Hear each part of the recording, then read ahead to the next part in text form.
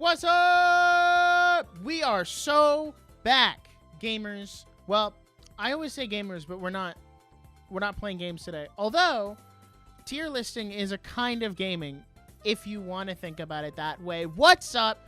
We're back. First tier list of 2026. It's going to be great. There's some housekeeping stuff to go over at the very beginning, but don't worry, that won't take very long. And I'm going to timestamp everything after the fact, of course. And it'll all be good. But welcome to the stream. I'm very excited. I haven't done a tier list in like over a year, which is crazy. Let me stop the party lights because I don't want people to go blind. That would be bad. So yeah, we are so back. It's a pleasure to be here with all of you this fine Saturday afternoon.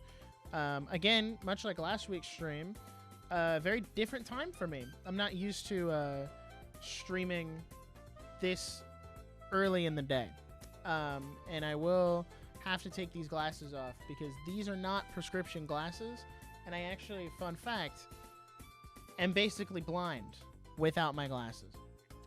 So, Sophia with an F31, welcome to the chat. I did see your message. I actually always have the chat pulled up right next to me, so I can always see it. So, that being said, today we are going to be doing a tier list. It's great. We love tier lists here. It is technically the top 100 most popular anime tier list from AniList, which I've actually used this template before for my overrated, underrated tier list stream. But today we're going to be essentially doing a live massive episode of Should Christians Watch, which if you've been with the channel for any amount of time, you'll know, like, oh, that was a YouTube short series I was doing. I've done a couple recommendation videos. So think of it like that. Oh my gosh, what happened?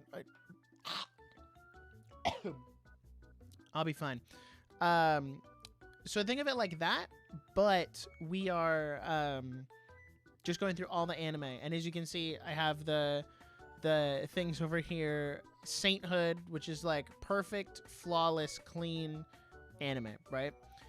Definitely okay is the category of like, it's good. It's not sainthood. It's, you know, it's got a couple things, but you know, it's all right. Okay, but with an asterisk is for shows that are like, I think it's good and I think it's okay, but there's a couple caveats that I'll warn you about. Probably should avoid is leaning more on that, like, kind of falls on your personal discernment, but I don't know if it's going to be good. And then Spawn of Satan is just don't watch. And then, of course, never seen, because there are some on here that I haven't seen. But before that, I want to do some housekeeping,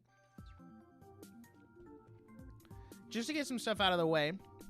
Because as I'm sure most, if not all of you know, I've been doing the weekly updates every week on the community tab, which has been great because I actually feel like it has forced me to be more productive so that I have something to share every week.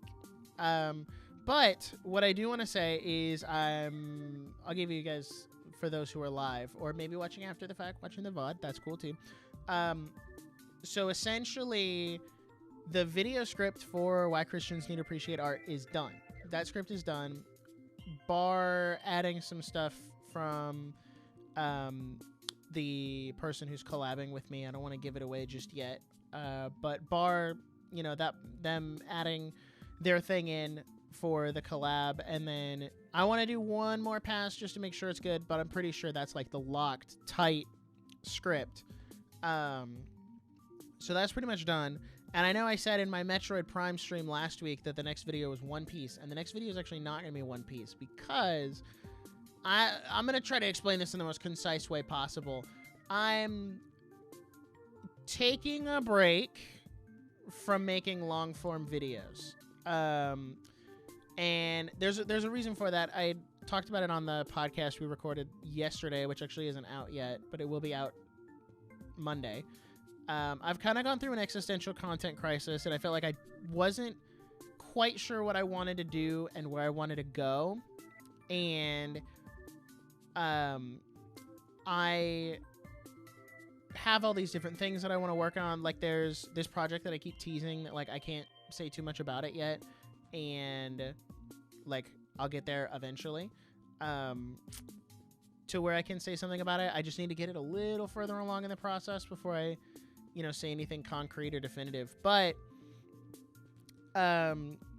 in wanting to work on that and actually focus on it, what I'm gonna do is take a break from long form content, just because I'm so busy with wedding planning and personal stuff outside of that, and doing the podcast and work and all of that. Like I just don't have the time to edit and record and script all these long form videos, even to come out on a monthly basis, while also working on this project. So what I want to do is essentially this Christian Appreciate Art video, like I said in the weekly update, is getting pushed back to March because I just will not be able to get it done in February, which is fine because I'd rather delay it and it be a really good video than rush it out and be super upset about it. But that said, that will be the March video, and then April, May, June probably won't have a long form video unless I find some time or I move through this project a lot faster than I thought I was going to. So I would just lower the expectation on that. But that said, balancing out is I want to do more live streams like this. Like, oh, let's do a tier list. Oh, let's do a discussion. And what I'm actually going to do, and the One Piece fans will probably be happy to hear this, is instead of doing long form One Piece videos, I'm just going to do One Piece discussion streams. And we're just going to talk about each arc. We're going to talk about each saga, which I feel like benefits everyone in the end, because it gets the One Piece fans the content faster, so you don't have to wait for a whole long-form video. It gets the in-depth discussion that the One Piece fans are looking for, and it gets interactivity of like you guys asking me questions and talking about it and turning it into a whole discussion.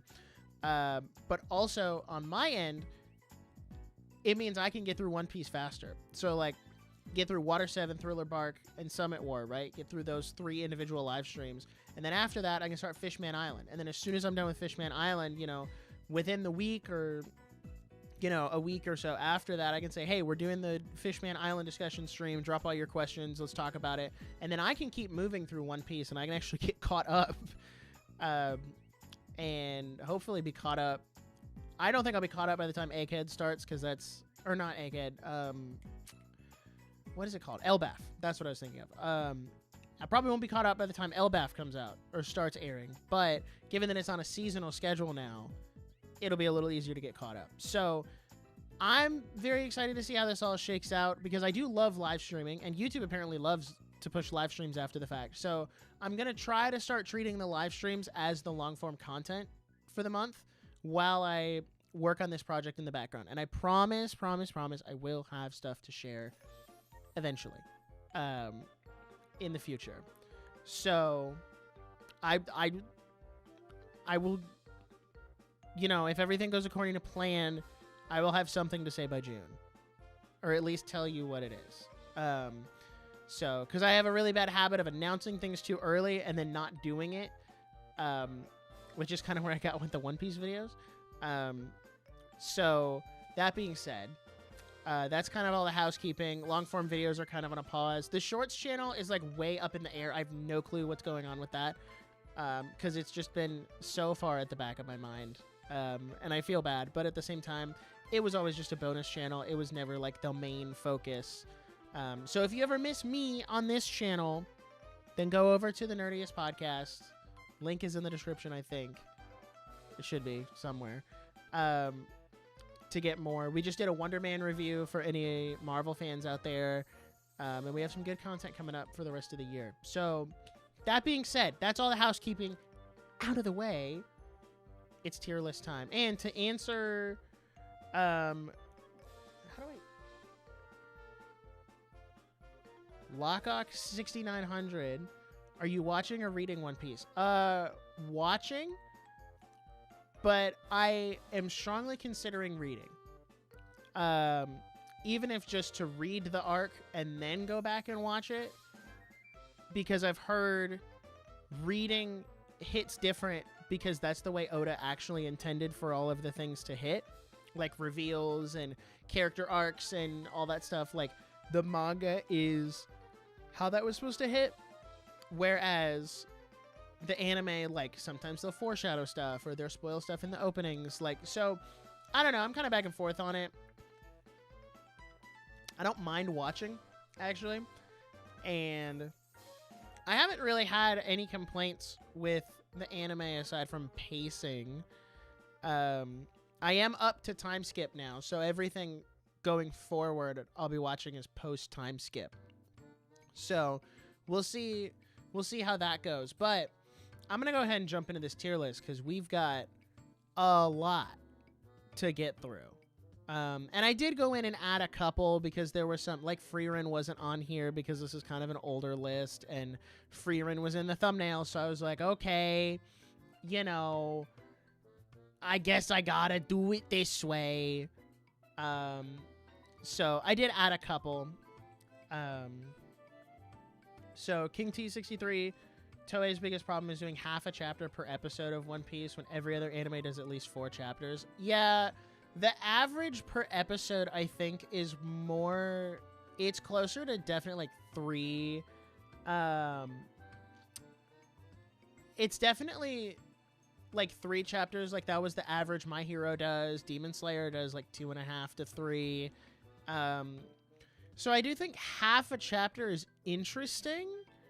And I kind of talked about this in my My Hero video, talking about the final season, like how anime studios are adding more original stuff to their adaptation, not in a like filler kind of way, like where they, you know, during Water 7 they did this whole arc of like Luffy and the gang back in, you know, feudal Japan as like samurai and stuff, which has nothing to do with the main plot. I'm talking more like them adding an all new graduation speech at the end of, you know, My Hero's final season that wasn't in the manga, or them padding out the Hashira training arc in Demon Slayer with meaningful moments of training with Tengen and seeing the other Hashira sparring. So like I can see them doing half a chapter if they're adding stuff like that, but I also feel like the world of One Piece is so rich and deep that you really don't need to,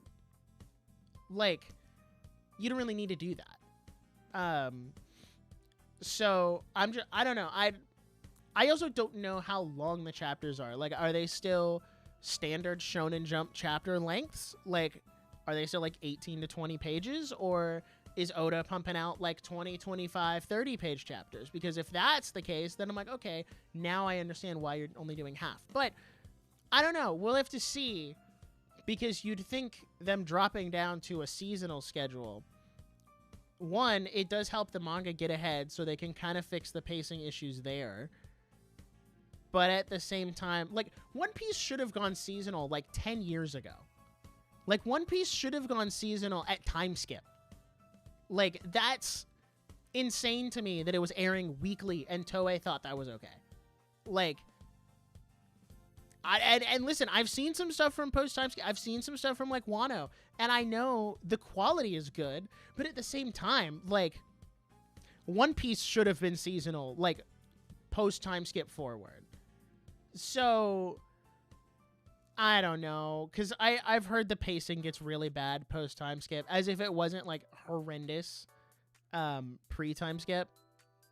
But it also depends on what arc it was. I have a question. What do you do when you know someone who loves video games more than people? That's hard. I don't know. I think it depends on their specific situation. And I mean, I know there's people who are like kind of introverted and like, oh, I like playing video games because I'm an introvert and people are annoying, which, like, I get it. Me too, man.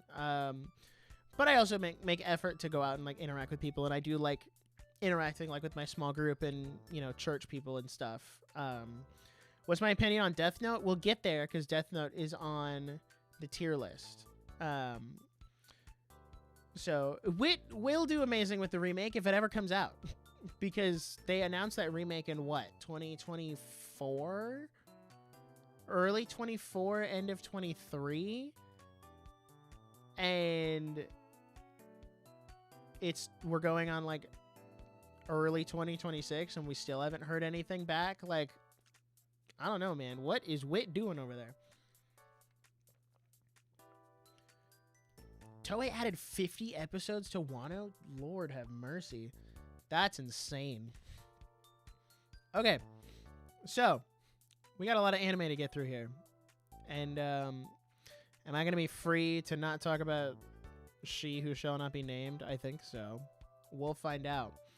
All right. First anime. Oh, my goodness. Attack on Titan certainly is a show to start with. So we're not ranking these anime based on like the quality of the show or the animation or whatever. This is purely from a how do I feel personally about this anime from a Christian perspective and whether or not other Christians should watch it. That's the thing. So, all that to say that if this somehow blows up and goes viral and leaves the target audience, I don't want to get flamed like I did with the Mushoku Tensei tweet from like 2 weeks ago.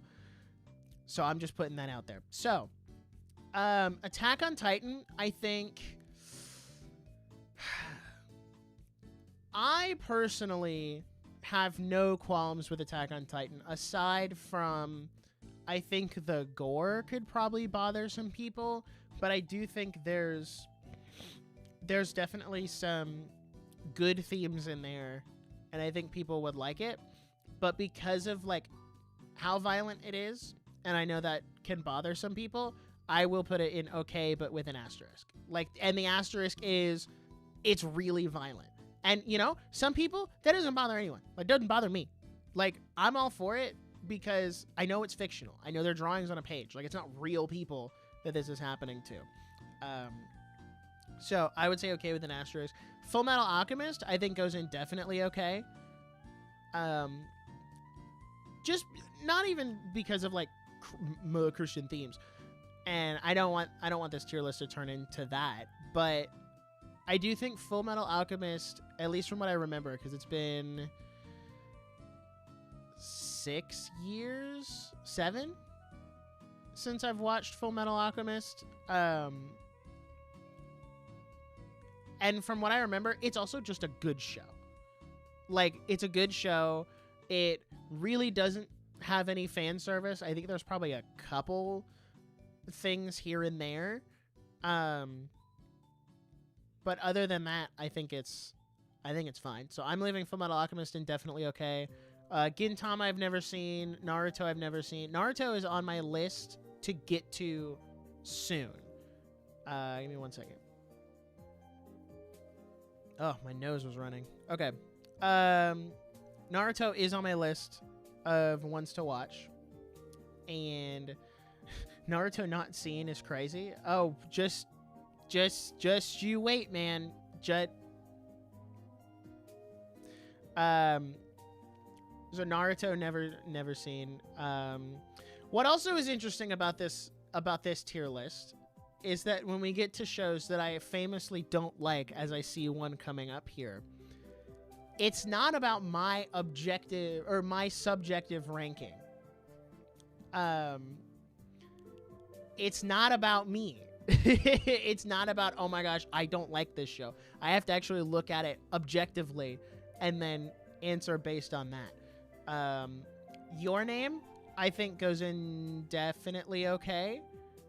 I think it's just it does have supernatural elements to it, but it's nothing like, oh my gosh, we need to worship a different god. Like, I don't think it's promoting any form of, like, polytheism or anything. I think it's just a really good movie that has a really good story. Promised Neverland, never seen. A Silent Voice. I gotta remember back to when I watched this movie. I think A Silent Voice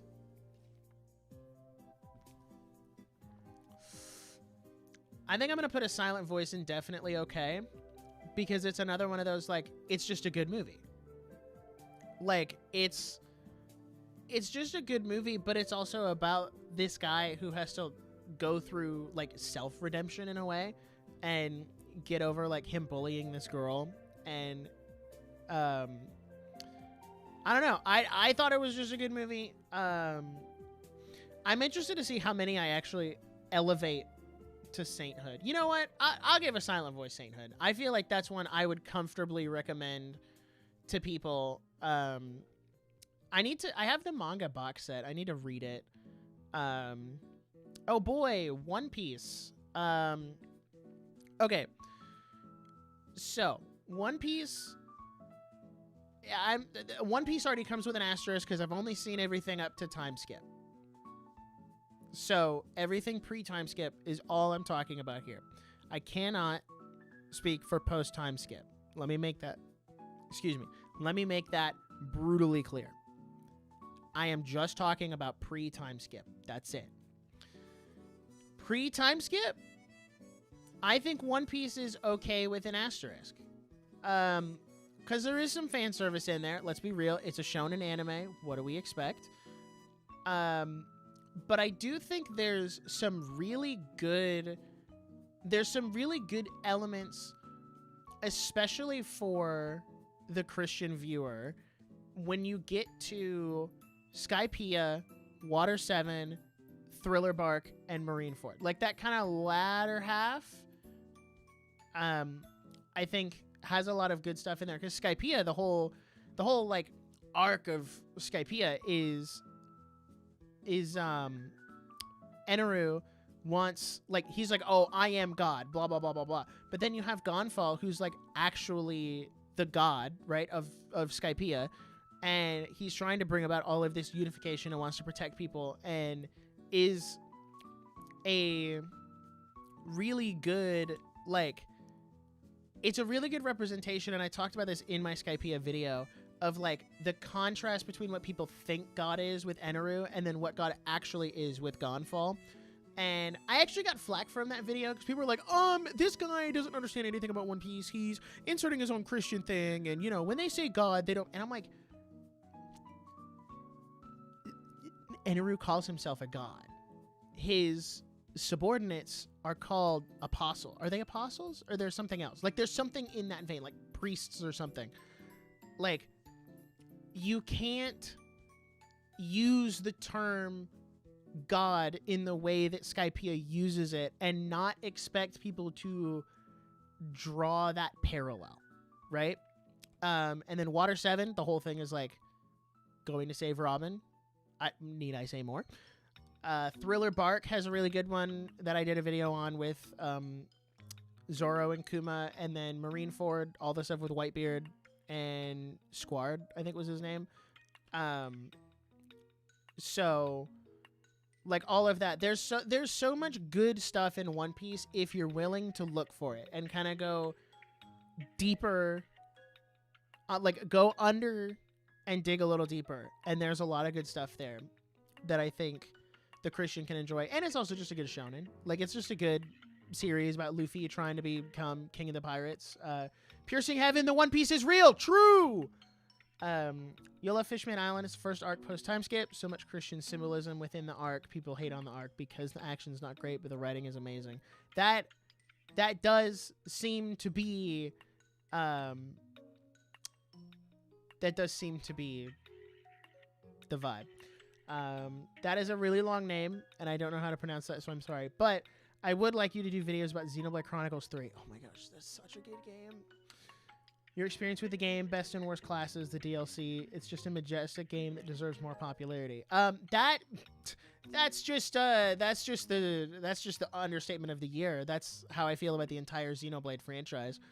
I definitely want to do more content like that. If you want to hear me talk about Xenoblade a little bit, if you haven't already, my video, I think it's it was like how video games changed my life. I talk about Xenoblade 3 in that one. So But yeah, that's where I stand on One Piece. It's good, but with an asterisk of like there is some fan service for those who don't like that, and that's okay. Assassination Classroom, never seen. Don't make me talk about Your Lie in April, please. Okay, let me look at Your Lie in April objectively. I subjectively don't like this show at all. I really don't. I really can't stand Your Lie in April. Objectively, I'm like trying to think back on the show itself. Oh my gosh, what? I don't know. I think I'm gonna put it in. I don't want to put it in definite. Is it a definitely okay? Because it really is just about them playing music, and like that's why I don't like it. Because there's some serious writing issues with Your Lie in April. But I mean, there's nothing that like stands out to me as like that's inherently bad. Unless, am I missing something? Like, I don't know. I think Your Lie in April could go in definitely okay. Even though I personally don't like it. So I'll leave it there for now. Tentatively, may change it later. Erased, never seen. Mob Psycho, never seen. Demon Slayer, Kimetsu no Yaiba. Didn't see it. Recommendable. I'm assuming you're talking about Your Lie in April. It's one of those, like, it's definitely a hit or miss type show. Your Lie in April, not Demon Slayer. I just want to clarify. Your Lie in April is one of those, either you really love it or you like really don't. And I can understand why people like it. I really do. I get it. I understand why people like it. It's just not for me. So I think it's recommendable because there's nothing in it, as far as I remember, that is like egregious. So I'll leave it indefinitely okay. Now, you guys gotta go with me on this one. This might be my most controversial take of the day. I think Demon Slayer is sainthood. Because Demon Slayer, and I did a whole video about this, so I won't hash it out as much here. Demon Slayer, to me, is one of the most like Christian coded anime, and I think that comes down a lot to the delineation between the demons and the demon slayers. Definitely okay because of the Red Light District arc. Yeah, okay, I understand that. I see that. But I also raise and I see the Mitsuri fan service. This is why I'm saying you got to hear me out. The delineation between the demons and the slayers is a very, like, and this is what I went into in the video, is the demons feel very much like an allegory for sinful people, right?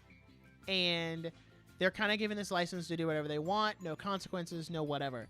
But in that freedom, they are like chained in by Muzan. And they ultimately are subservient to Muzan, even though they have this like myth of freedom, right? So whereas the demon slayers, on the other hand, just Ubuyashiki's character, I feel, is so like such an allegory and like a parallel to Jesus, because he meets you where you're at and exemplifies the good in you and sees the good in you and gives you a higher purpose to fight for, and is always so concerned and caring of other people. So that, to me. And then like Tanjiro as a character, and everybody slanders this poor kid. You know, they're like, oh, but Tanjiro gets so emotional when the demons die. And it's like, yeah, because he acknowledges that they were human at one point. He acknowledges that the demons were humans who made a bad decision. And that's kind of the best part about the Entertainment District arc is he sees Daki and Gyutaro and recognizes, oh, that could have been me and Nezuko. Like, I was one step from going down that path myself. So he empathizes with them, but then he never, ever hesitates to kill a demon because of that. He still kills them. He still eliminates them, despite feeling empathetic towards them. And then, of course, there's all this stuff with Rengoku, which I went into in the video. And so Demon Slayer and Sainthood, Red Light District arc, I can see an argument. But also, like, they don't really show anything. And the Mitsuri fan service, maybe it's just me. Well, okay, hold on. Now that I'm going to leave it in Sainthood, but it'll definitely be towards the bottom of Sainthood because there's other ones that are definitely better. Like, spoiler alert, Frieren is going in Sainthood when we get to Frieren. So, I do think, I do think Demon Slayer is in Sainthood. I actually really love Demon Slayer. So, you know, if you can't tell by my Rengoku shirt, there's a couple shows on here that I see that I'm like, yeah, that's definitely Sainthood. All right. Haikyuu never seen. Steins Gate never seen. All right, ReZero. Okay. To clarify, I have only seen the first 2 seasons of ReZero. But before I get into that, have I played the other Xenoblade games? What are my thoughts on the other? What are my thoughts on the other games of the franchise? I've only played Xenoblade 3, the DLC for that, Definitive Edition, and the epilogue for that. I haven't played 2 yet, and I haven't played X. I do have both of them physically on Switch. I just haven't gotten around to playing them. And I probably will. I'm not sure which one I'm going to play for the Nintendo like marathon challenge thing that I'm doing, because I do need to play a Xenoblade game for that. I'm not sure which one yet. I'm really holding out to see if they do a Switch 2 version of Xenoblade 2. I'm like really holding out. I'm saving Xenoblade till the end, and eventually I'll just have to bite the bullet and do it. So ReZero, I think, is definitely going in okay, but with an asterisk, just because I know, like the chat is pointing out, it gets more heavy with the fan service and like the polygamy. Now, granted, Demon Slayer also has polygamy, but it's never like a focal point of the series, not like some Mushoku Tensei. So I don't think it's that egregious. It's also like you have to be able to figure out the descriptive from the prescriptive.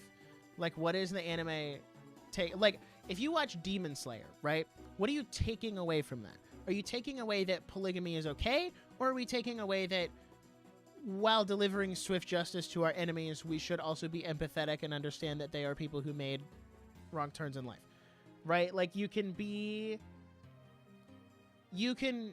that's kind of how I look at anime, of like when I encounter things like polygamy in Demon Slayer. Is that descriptive or is that prescriptive? Is it just telling me that this is something that was socially acceptable in a different country, in a different time period, and that like they're just leaning into the time period? Or is it trying to justify and tell me that this is okay? In Demon Slayer's case, it's definitely more of the descriptive than the prescriptive. ReZero, okay, but with an asterisk is where I'm going to leave it. Angel Next Door spoils me rotten, I think, is a definitely okay for all my romance enjoyers out there. It's actually fairly clean.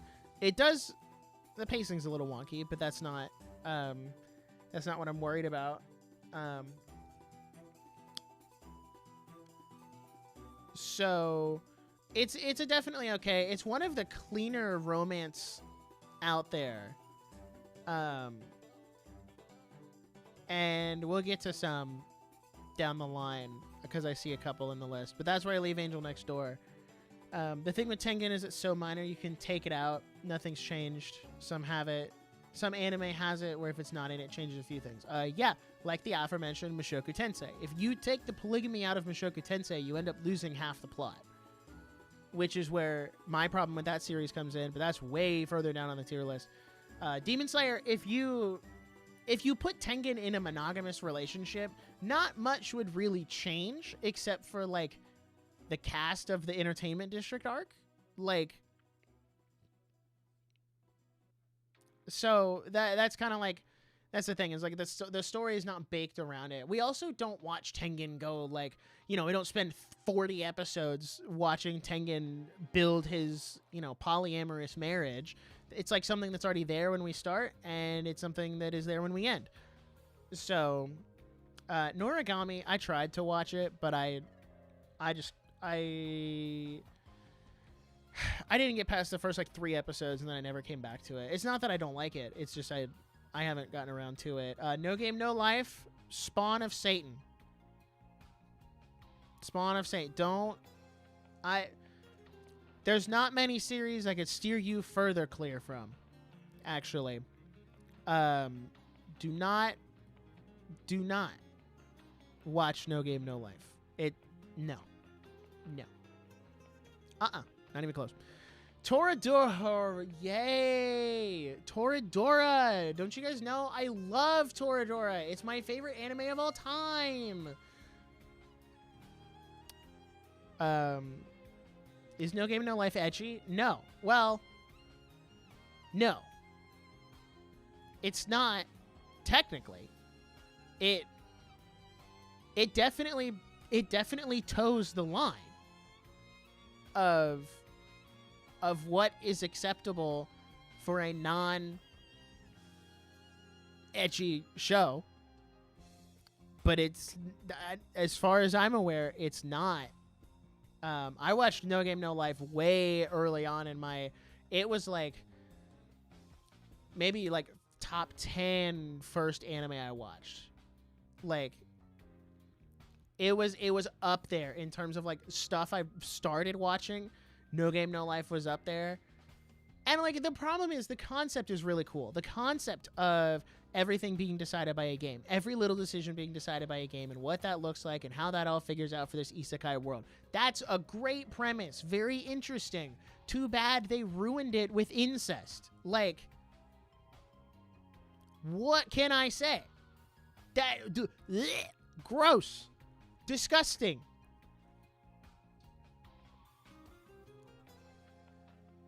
I watched No Game No Life before I became Catholic. While it has a lot of fan service, I find it one of the best out of the isekai worlds in concept. Yeah, that's what I'm saying, is like the world is so interesting, and like it has such a good hook, and then it's just like there's one thing that like drags the whole thing down, like the incest, the fan service. Like no, I cannot in good conscience recommend it to any Christian who wants to get into anime. And I will say, anything in like definitely okay or up, I think is a solid go watch it. Like I have no qualms with that. Okay, but with an asterisk, he's like, it's good. You should watch it, but also here's a couple things to worry about.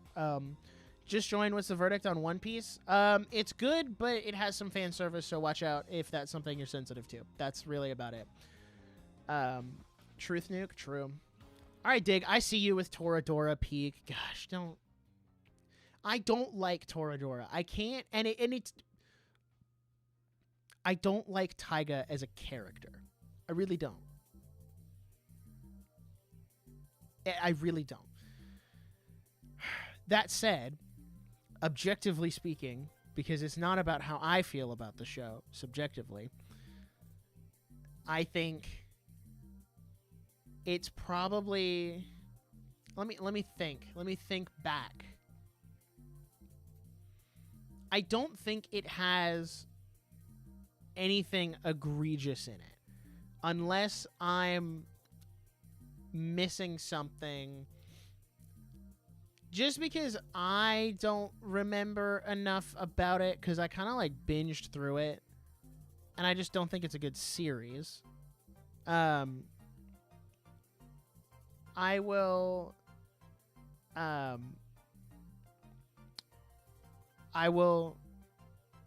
we'll put it. I'll leave it in okay, but with an asterisk, just because I don't remember enough to like definitively put it indefinitely okay. Is Quince not in here? Is it not a top 100? Oh, it is. It's all the way at the end. It's definitely in. I was like, what do you mean it's not a top 100 anime? That's definitely got to be in here. Where do we draw the line between okay, but with an asterisk, and probably should avoid? Well, we're about to get to one, so I'll make that delineation. Bunny Girl Senpai is good. And actually, Bunny Girl Senpai does a lot of self-filtering in terms of who watches it. Because the Bunny Girl outfit shows up, I think, only in the first episode, and then never again. And that's it. So, like, if you watch the first episode, you're like, this... Don't do that. It literally never shows up again. Unless I'm mistaken, it's been a while since I've seen the first season, and I actually haven't watched the second season. I had, like, a crazy falling out with Bunny Girl Senpai, because I watched it, and I was like, first season is good. First season is great. First season, actually, like, Mai and Sakata, like, those are the kind of relationships they talk about in the Bible. Those are the kind of relationships, like a Proverbs 31 woman. That's basically what they're talking about. I just started the second season, and I was like, I don't know what's happening. I don't know what's going on.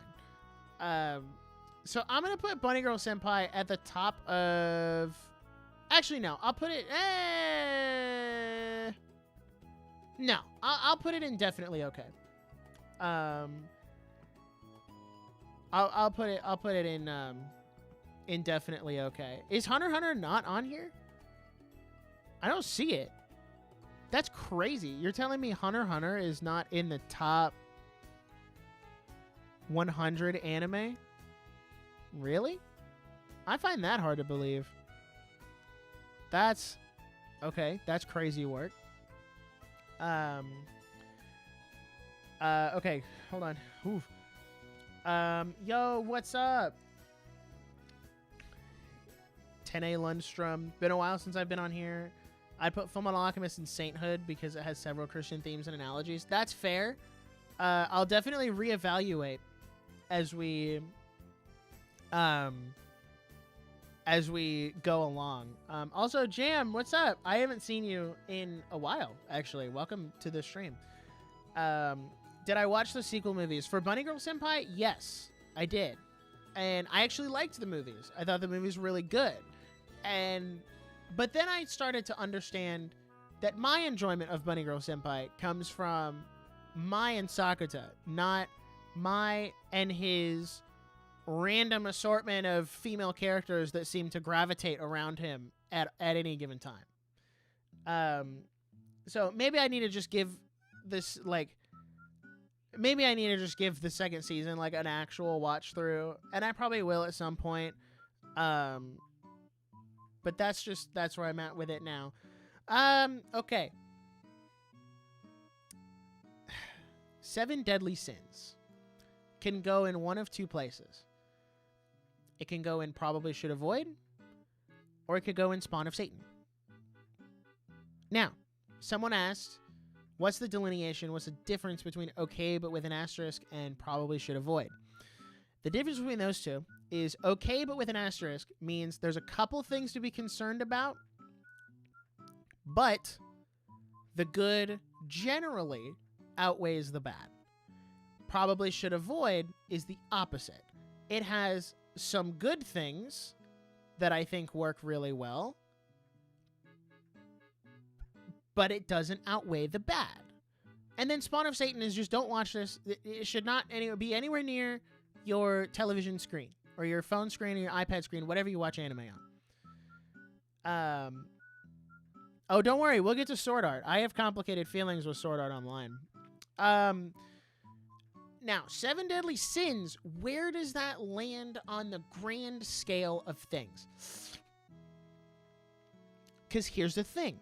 It's got a really interesting premise. Each of the main characters are one of the 7 deadly sins, and they have to grapple with that throughout the series and what that means for them. The storyline with Meliodas and Elizabeth and everything their relationship goes through is really interesting.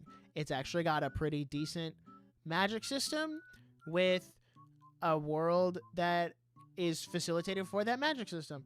It's got, honestly, a lot of, like, twisted history between the devils. Are they devils? What are they? The demons?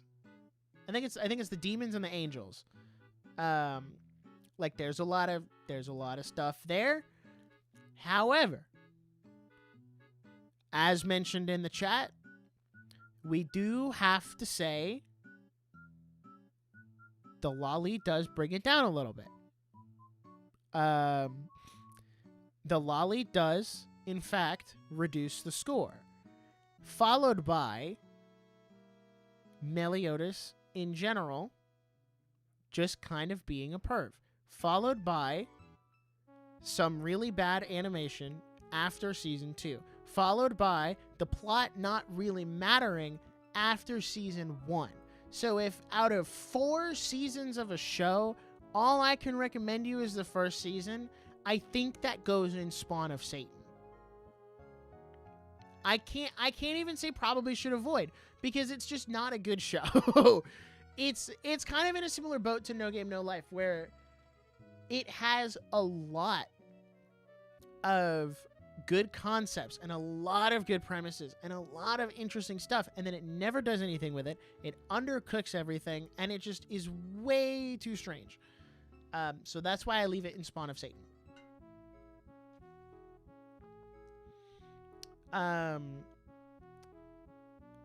What was it? There was a chat I was going to read.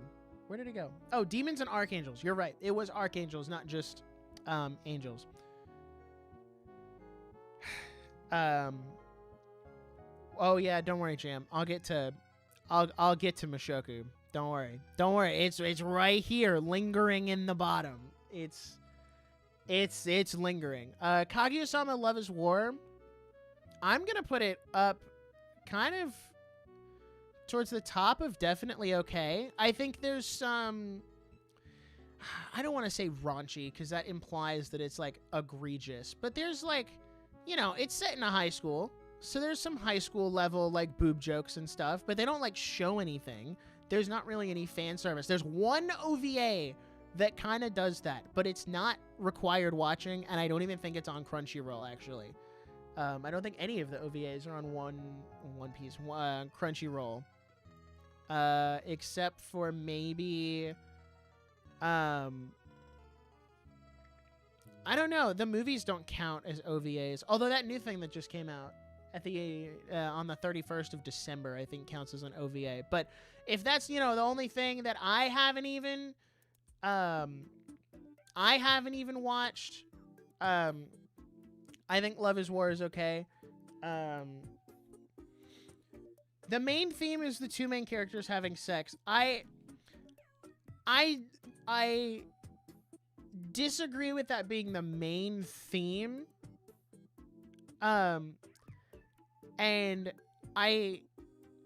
okay, here's my justification for that, because I'm gonna leave it indefinitely okay, because I don't think that scene is as egregious as people make it out to be. I know as Christians we're very big on the no, like, premarital sex, and I'm right there with you. Like, absolutely wait until marriage. That is very important. That is one of like the key tenets of the faith, right? But also, these are not Christian characters, so thus we cannot hold them to those standards. If they, like Demon Slayer, Tanjiro being kind and empathetic, if we can attach that to some Christian themes, that's great. But we can't hold them to that standard, right? Because they're not Christians. They don't live in a Christian nation, and the series aren't made by Christians. But in the defense of Love is War, it is something that happens once.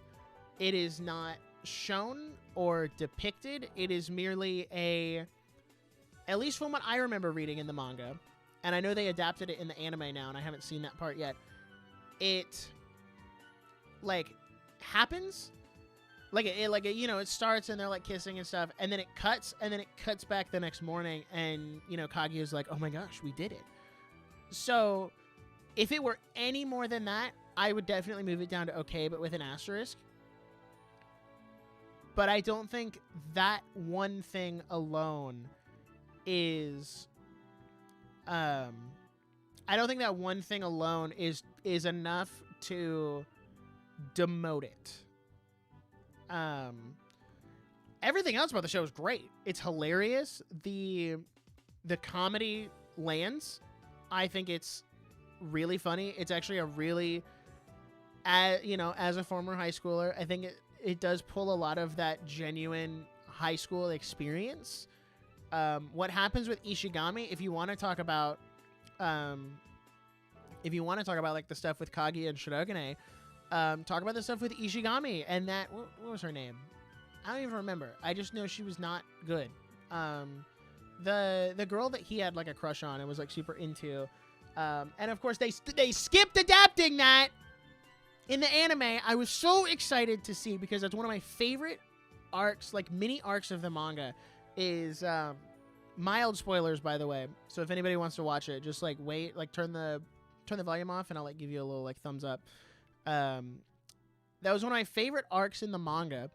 Was when she essentially offers to sleep with Ishigami, because she's like, that's what you want, right? And he was like, no, like not at all. Like, it's tempting, like, because he's a high school guy.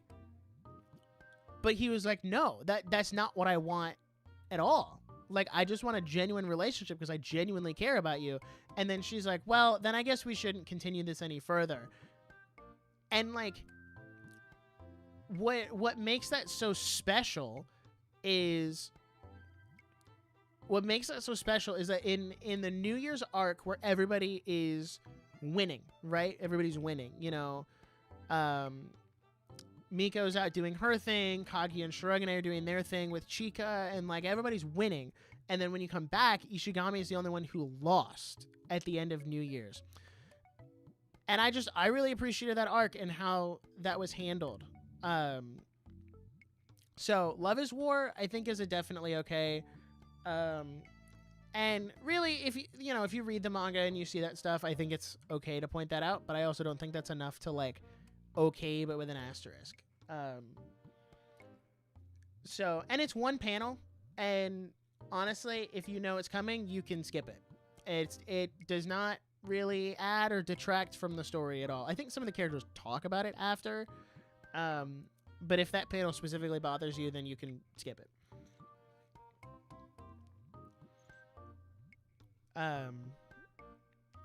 So Akame got killed. Golly, what a show. Talk about character assassination. Holy moly. I'm going to put that in the probably should avoid. Just because I think its pros do not outweigh the cons. I think it is a really interesting take on the whole revolution. We're going to be revolutionaries, and we're going to do that whole thing. And there's a really interesting romance between the main character and the pink-haired girl, because it goes from, like, tsundere, oh my gosh, I hate you, to, oh, now we're in love, and it's really wholesome. But then, like I said, talk about character assassination. So I put it in probably should avoid. It's one of those, like, it's not Spawn of Satan. Like, it's not awful. It's not unwatchable. But it's also not like anything I'm going to actively recommend to you. All right, Death Note. This one, This one seems to be controversial. I wouldn't say Light is morally gray. He may start that way. I don't think Light is yes, Akabe got kill is literal character assassination. I don't think Light is morally gray, and I think saying that kind of undercuts his character a little bit, because this is the beauty of Death Note, right?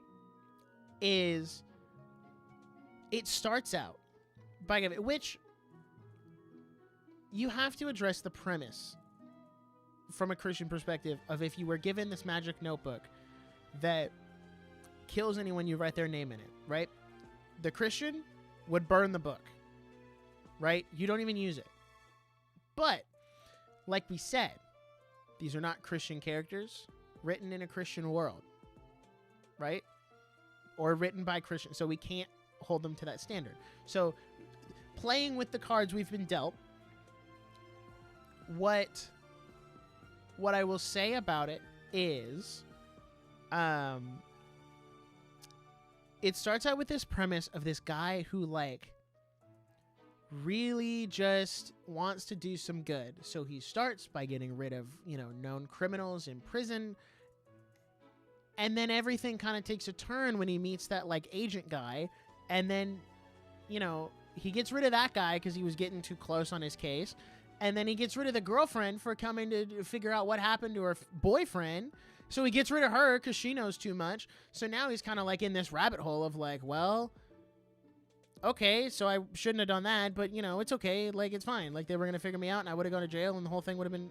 And then Light starts to get this God complex of I get to decide who lives and dies based on their necessity to me and whether or not they serve me. Now, that said, Death Note, really good, like, mystery thriller. It's actually, like, really well written.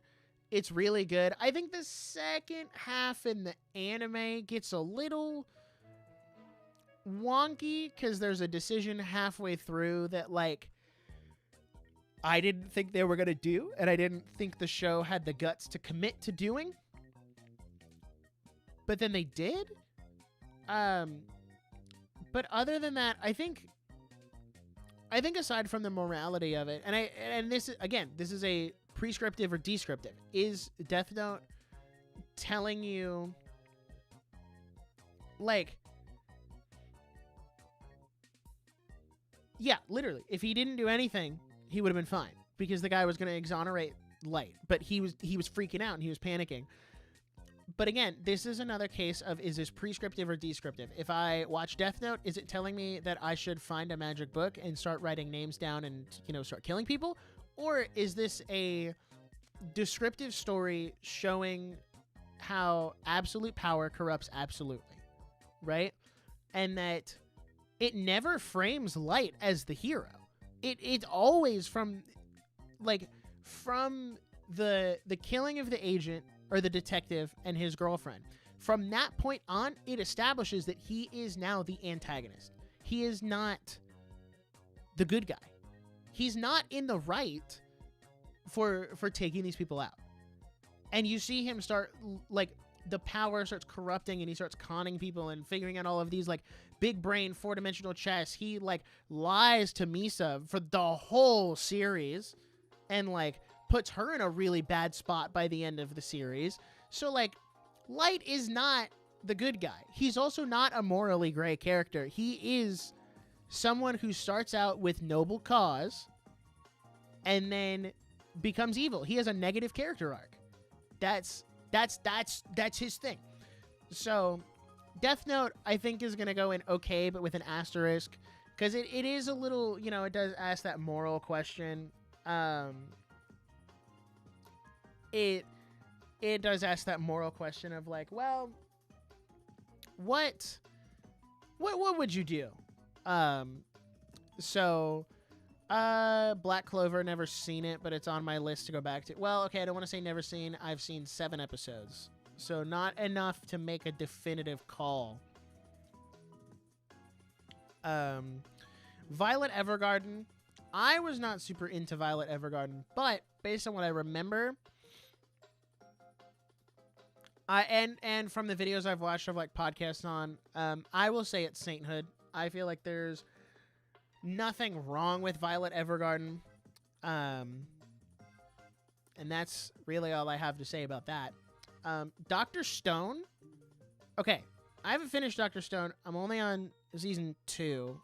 And I'm kind of waiting until the anime finishes because I know like the final part of the final season is coming out. So I'm waiting for it to be done so that I can just binge through the rest of it. Dr. Stone, I think, is okay with an asterisk, but it's a little higher up, closer to One Piece. Just because Dr. Stone is really good. And it's really, like, the science behind it is very well researched, very well put together, and the world building of that, and, like, what it would take to actually rebuild society from stone, that's great. I think it's great.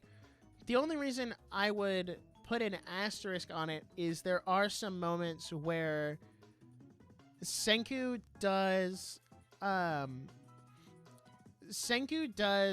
get a little atheistic in a way, where he talks about, like, there's a couple lines somewhere in, like, the first and second season where he's like, well, who needs a god when you have me? Or, like, you know, I'm figuring out all this science stuff, so we don't need God. Like, so there's a couple stuff like that that I don't think is necessarily, like, oh my gosh, this is awful, and we need to, like, you know, not watch Dr. Stone. Like, I don't think it's a Void or Spawn of Satan worthy, but it is just something to be conscious of that it is in there. But other than that, I think it's great. Senku has a noble motivation, and I do think the villain's really interesting. So, Konosuba probably should avoid. I think it's great. I think it's funny, but I also can't really recommend it with a good conscience. So I'm just gonna leave it and probably should avoid. Darling and the Franxx, never seen. What is that? I don't know, so I'm gonna say haven't seen. Blue Exorcist, never seen. Solo Leveling. I don't.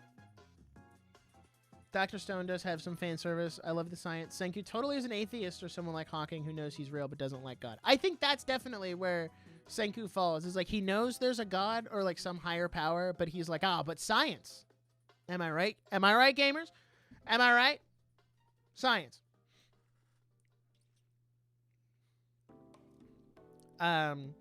Solo Leveling. Guys, it's time to have some uncomfortable conversations here. What if I told you Solo Leveling is a definitely okay? Like,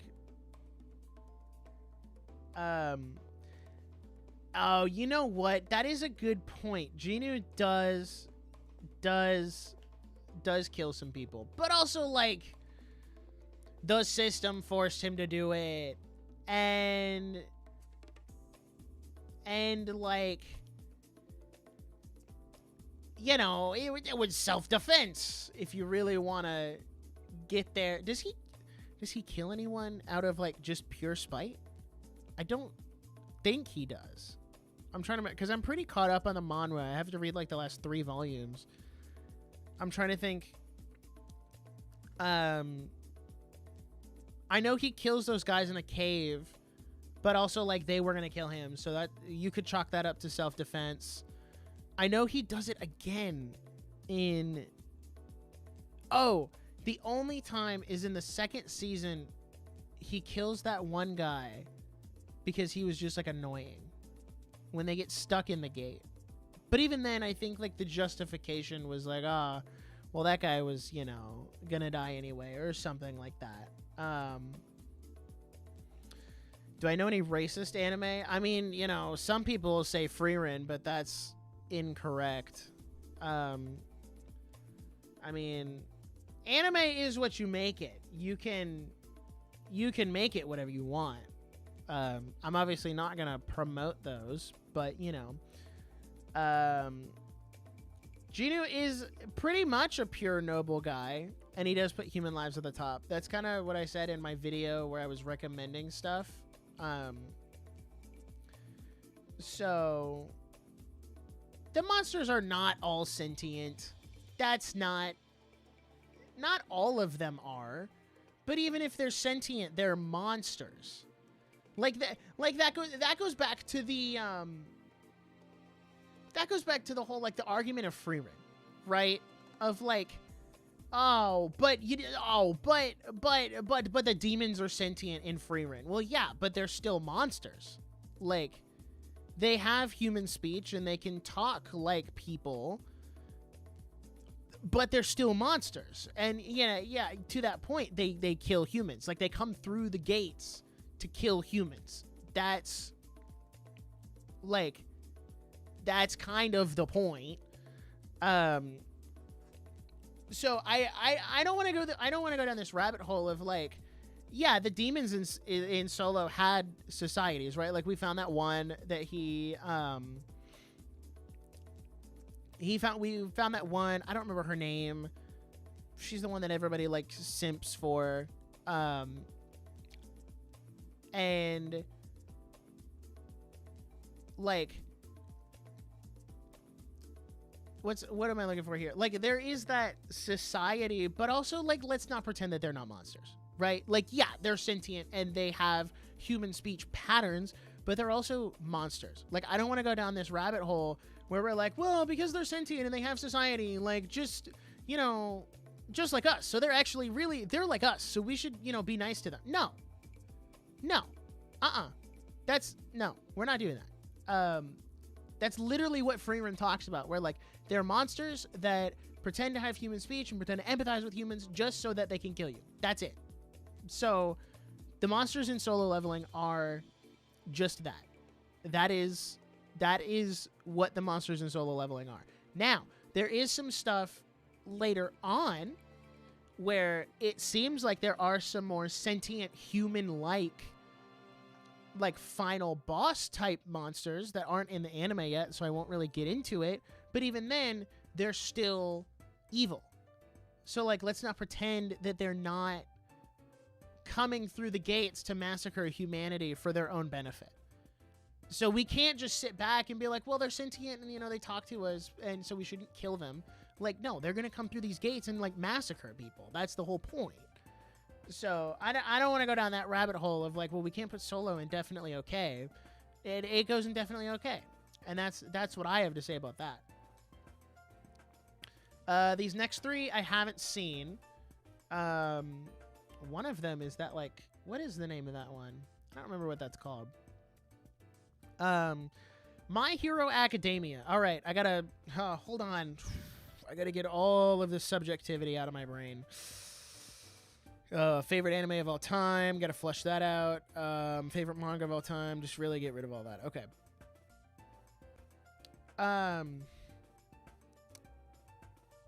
My Hero Academia. Okay, MHA is okay, but with an asterisk. Why? What makes you say My Hero with an asterisk? Because I feel like what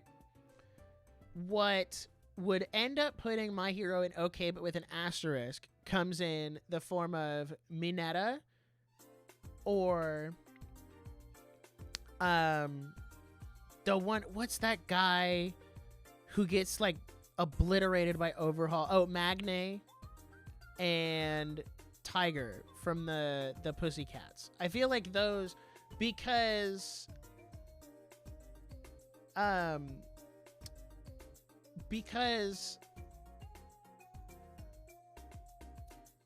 obviously My Hero does not shy away from having like, oh, fan service. Yeah, you guys are right. that's so fair. My Hero does not shy away from putting like trans characters in there. Like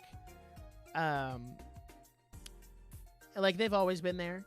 And I mean, I feel like it doesn't really affect the plot in any like substantial, like there's no subplot about like, we need to explore this person's gender identity. Like that like it's just kind of there. Like it's a background world building detail, and then we call it a day. It's also a descriptive thing. And if you notice, with the exception of Tiger, they're all villains.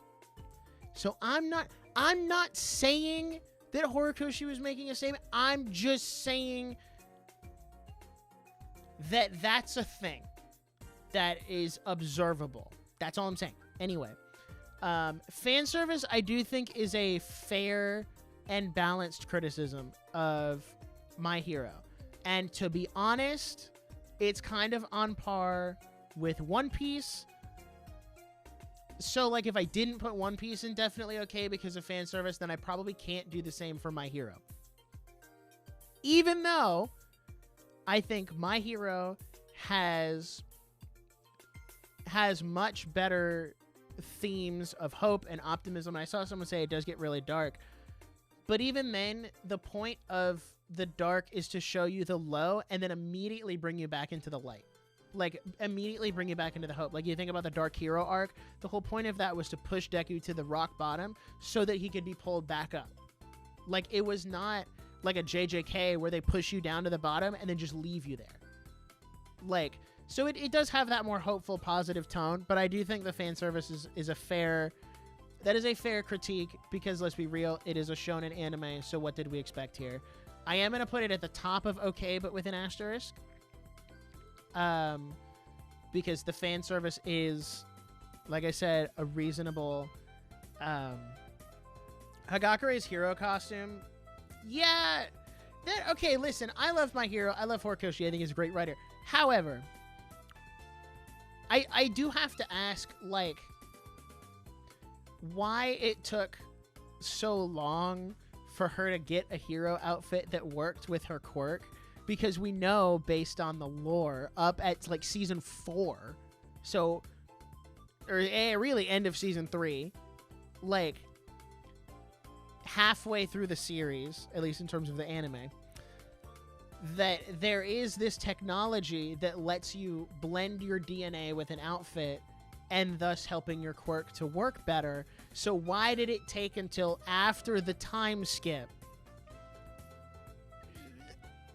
So I maybe they're not easy to make. That is a good thing. But also, like, Mirio had one. He was still in school.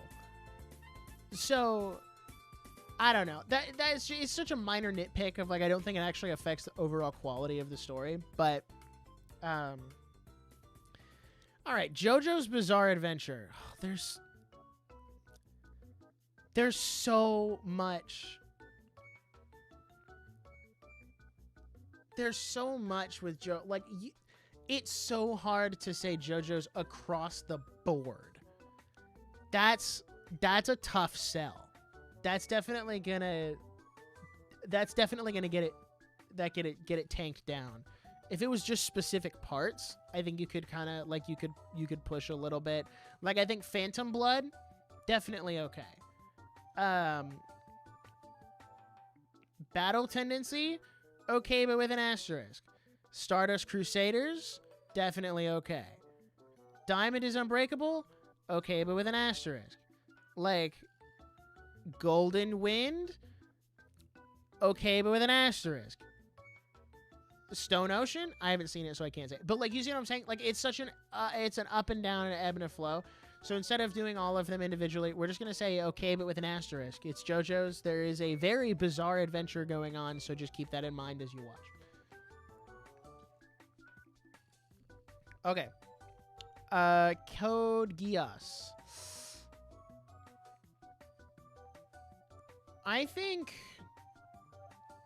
Okay, when I think of Code Geass, I think of all the good stuff, but then there's a couple scenes that immediately come to mind that give me red flags. And I'm not going to say them, but there's definitely one green-haired character in particular who's not C2, who's definitely a little problematic.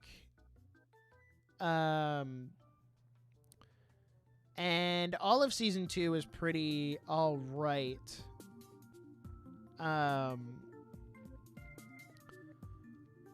I'm gonna say Code Geass while it is really good, I think goes at the bottom of okay, but with an asterisk.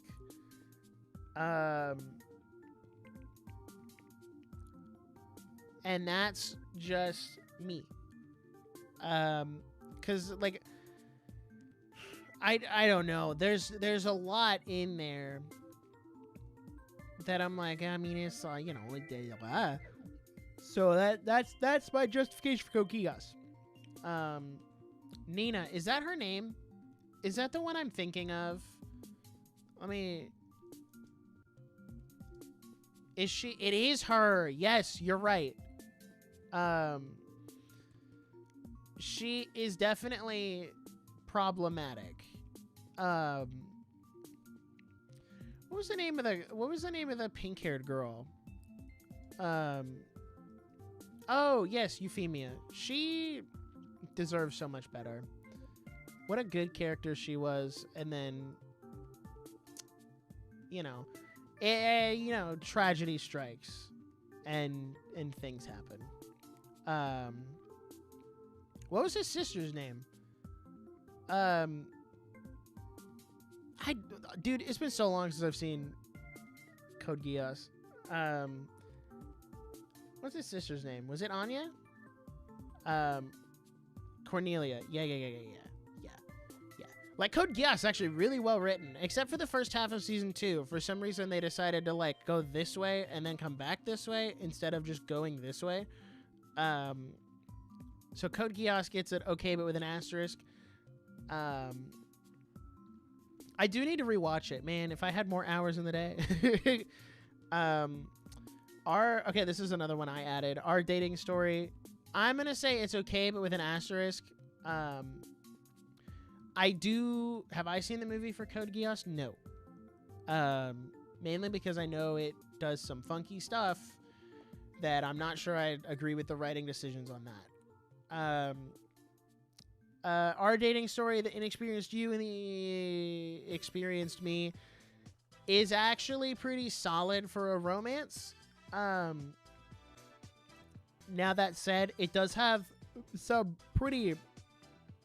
it's got some fan service, which is why it's at the bottom of okay. Like, if we have a spectrum of fan service, we got like, this is pretty egregious, and then My Hero's like kind of there, but we can finagle around. With My Hero, the good content to fan service ratio is like actually really balanced, where it's like, it's a 80-20 split. With Our Dating Story, I'd say it's probably like 60-40. With 60 being good content and 40 being fans. So, but it's still really good. And I actually like the plot and the story behind the anime, which is why I put it on here. Because it starts off with, the main girl, the main guy has a crush on the main girl. And his friends are like, you should ask her out. And, he does, because he's like, okay, well, yeah, you guys are right. So he asks her out, and she says yes, and then she takes him back to her house, and then, she starts, like, taking her uniform off and stuff, and he's like, whoa, what are we doing here? Where your clothes at? And she's like, well, this is just what we're gonna do, right? Like, this is what we do. And he was like, no, when I said date, I meant, like, go on dates and do cool stuff. And she was like, oh, well, I've never had a guy who does that. So it is this really interesting story of, like, reconciling that there is more and a lot more to relationships than just the physical intimacy part of it. And he's actually kind of a gentleman, and there is some drama, but they work through it and they talk through it, and it's all good. So it's a good watch. I would just be wary of the fan service, and some of the decisions the side characters make I think is a little wonky, but that's just me. Cowboy Bebop, another anime I infamously don't like. I can't tell if I don't like Cowboy Bebop because it took me 2 years to watch it, or if I don't like Cowboy Bebop because I don't like it. So I need to give it a rewatch and watch it across like 2 weeks and see if my opinion changes, because I've heard it's good, and I believe you. I love the aesthetic of Cowboy Bebop. I'm just may not be a huge fan of the plot. The Cowboy Bebop intro is one of, if not the best intro of all time. It is definitely up there for like best intros. Like, I will give it that. I will give it that. In terms of content, I mean, where would I put Cowboy Bebop? Gosh. I feel like... Yeah, I think Bebop is okay, but with an asterisk, but it's a little higher than some of these other ones. So Trigun, I've never seen Trigun. That's another one that's on my list to watch. There's a classic anime that I'm watching through right now that I'll tell you guys about when we get there, because it is on this list. And once I get a little further in that one, I'll watch something else. I'm sorry. Sorry, I'm glancing down at the thing. Tower of God is on here? We had Tower of God, but not Frieren? What? What? I mean, listen, Tower of God was good. What? Okay, anyway. Horimiya. Okay. So, if we're going to be consistent in the argument, Horimiya cannot go any higher than Love is War. For the same reason. Right? Because at the end of episode 7, this was news to me. I actually found that out on a stream. I did not know that Hori and Miyamura slept together in the anime because it was the post-credit scene of episode 7. And I didn't know that until I was on a live stream and I was trying to put it higher on a tier list, and someone was like, well, I didn't know this thing had a thing. And I was like, I'm sorry, I didn't know that. So, for consistency, we can't put Horimiya any higher than Love is War. Max. Now, that said, I have always treated Horimiya... Horimiya is kind of like the Bible, and you got to go with me here. Not in terms of, like, cultural significance or anything other than that, but solely in the fact that half of it is out of order, and it is not chronological, and they did not adapt all of it. Because in order to get the full story of Horimiya, you could just do the right option and read the manga. Start there. Or you could watch Horimiya and mix it with The Missing Pieces, because they went back and they did like a second season of Horimiya, called it The Missing Pieces, because it was everything they didn't adapt.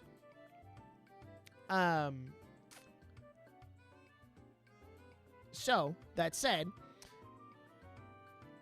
if you want to truly watch Horimiya, you have to watch like 5 minutes of this episode and then watch like 20 minutes of this Missing Pieces episode and then go back to that first episode and keep watching. Like, it's all out of order. It's all out of whack. So it's really hard to rate Horimiya as a standalone piece because it's missing half the context. It's missing half the plot. So, like, that said, that's just my subjective opinion. I think Horimiya is at the bottom of definitely okay, because there really isn't fan service, even in, like, I mean, there's some there's some stuff where, like, Miyamura takes his shirt off, but, you know, like, that's not out of the ordinary, especially for the anime trope where, you know, Goku gets hit by Frieza once and his whole top gi is gone. Like, that's not anything crazy to be concerned about. Other than that, I think it's pretty tame, and the plot's really good. So that's where I would put it. Neon Genesis Evangelion Spawn of Satan. End of story. No. Evangelion Spawn of Satan. I don't care that...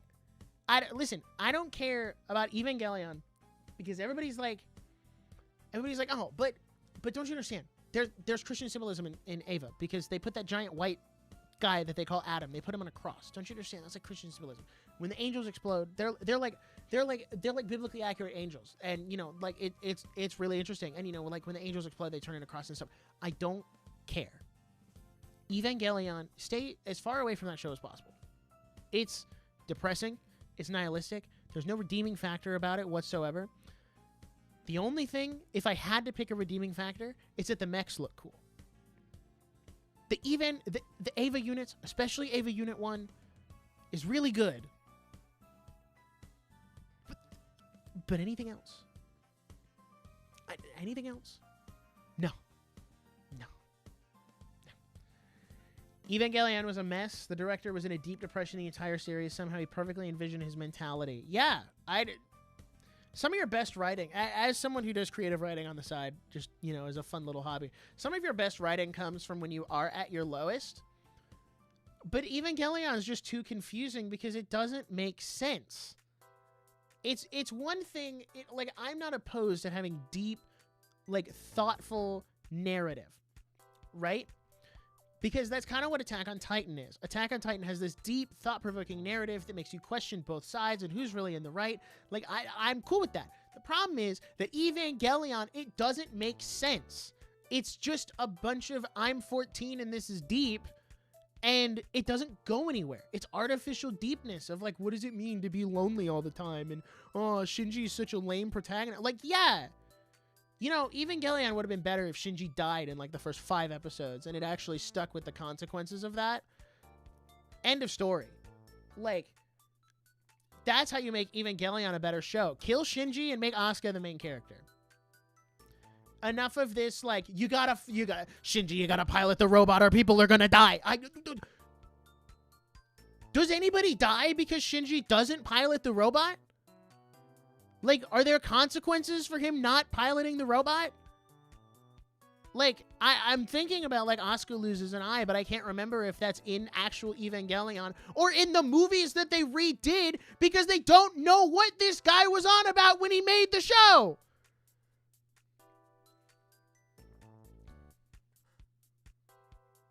Evangelion's a mess. Spawn of Satan. End of story. I can't do Evangelion. Spirited Away. Okay, I didn't really, Peter Griffin drowning meme here. I did not really care for Spirited Away. Not my favorite Ghibli movie. I'm gonna say okay, but with an asterisk, just because there's some heavy spiritual themes in it, I feel like.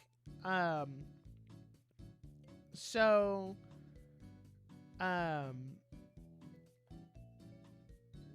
that's where I'd put Spirited Away. Never seen Vinland Saga. I haven't seen enough to rate it.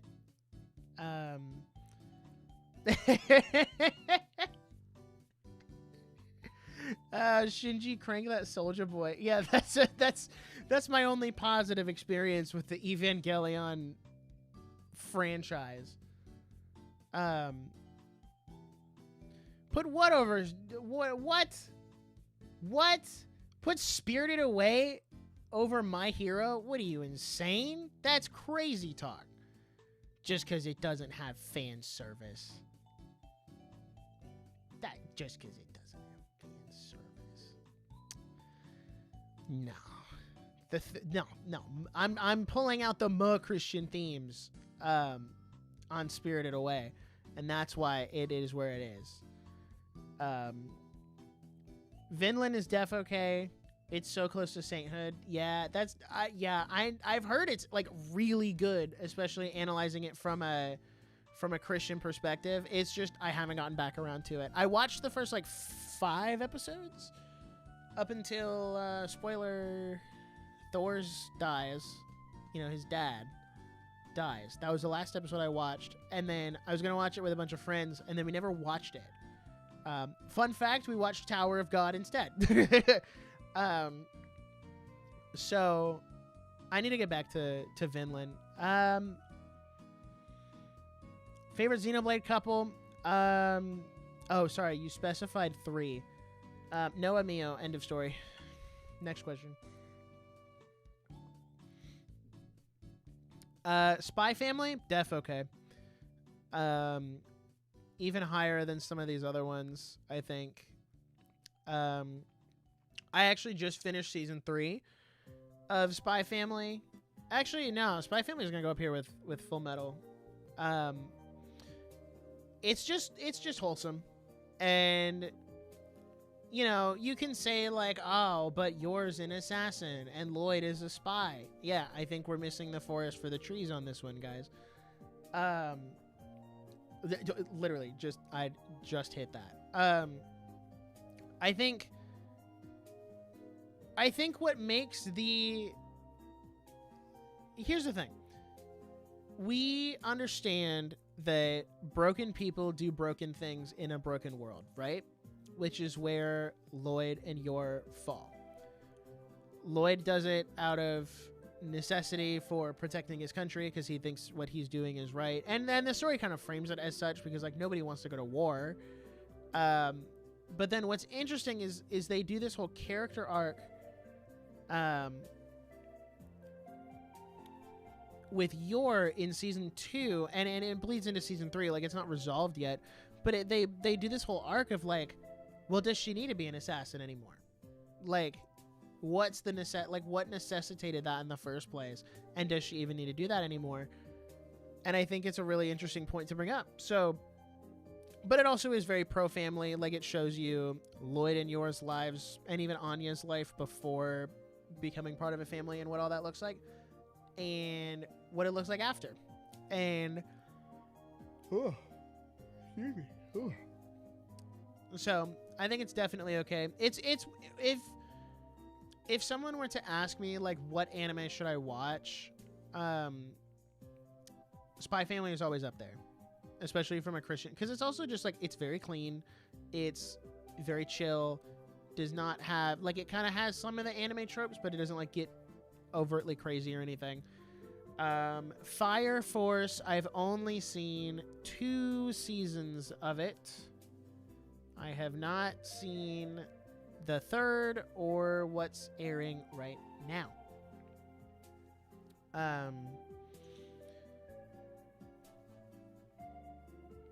Fire Force, I'm just there for the fights, but everything else is stupid. Yeah, I'm there for the fights and the sound effects, dog. David Production does crazy work with sound effects. I really appreciate them. Fire Force, Ludes, Nuns, Satan Spawn. No, you're right. I think I am gonna put it in probably a void, even though I like the action. Honestly, if you're thinking about getting into Fire Force, I would say just like look up some fights on Twitter, or not Twitter. Look up some fights on YouTube, like whatever clips Crunchyroll decides to put out, and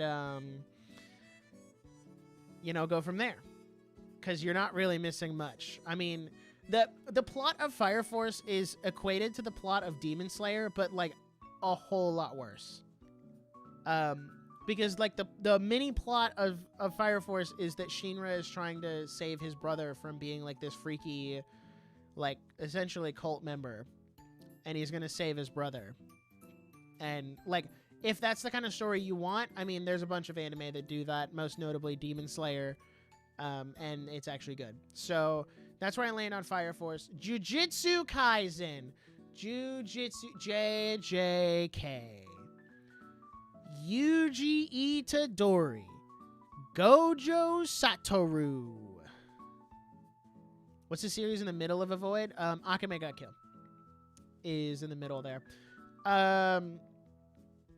Jujutsu Kaisen. Let me think on this one here. JJK is kind of the inverse of My Hero, where My Hero says the world is filled with hope and there is still something for you to fight for, so don't worry, it's not all bleak. Jujutsu Kaisen bends straight in the opposite direction and says there's nothing worth fighting for in life, and actually you're possessed by Satan and you're gonna die. Have a nice day.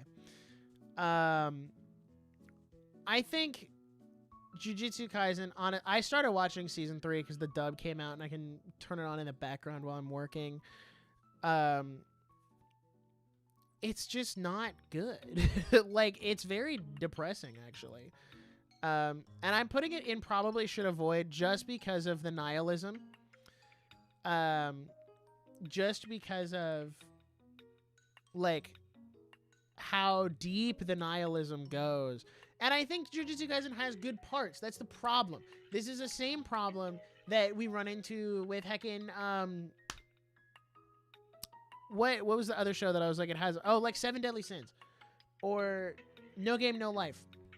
Where it's got good potential. I think the best stretch of JJK is season 2, the first 5 episodes, where it's like all of Gojo's past, and then Jujutsu Kaisen 0 with like Yuta and kind of that first class. I think whatever Geijei was cooking there between those 2 arcs was great.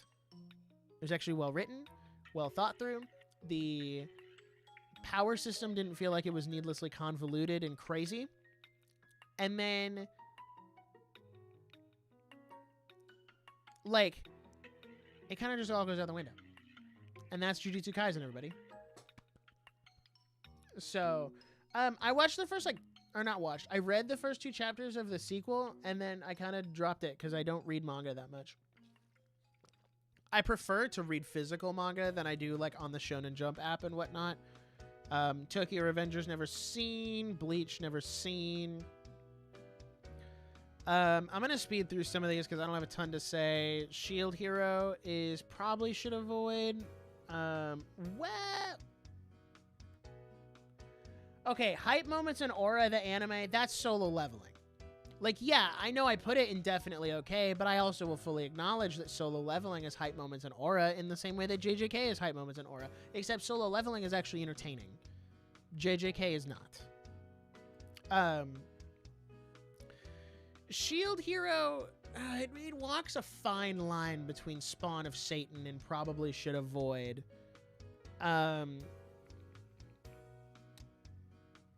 And I think I'm going to leave it at the bottom of probably should avoid. Anohana, I think goes in definitely okay. It is really depressing, but not in like a nihilistic kind of way. It's just depressing because it's sad. Like, and not going to lie, anime has not made me cry. With the exception of like a couple episodes of the final season of My Hero. Anohana got me close though, because I watched Anohana like a year after one of my close friends passed away. So walking through that whole like, well, what would it be like if they came back? Like, how would you process that? Why would you not like, and how does everybody react to that? Like, it felt very like hit very close to home for me. So I thought that was good. Kill la Kill would go and probably should avoid.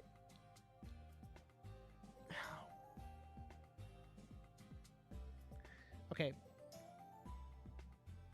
Spawn of Satan is just so, it's just so strong, but it's like kind of accurate for this one.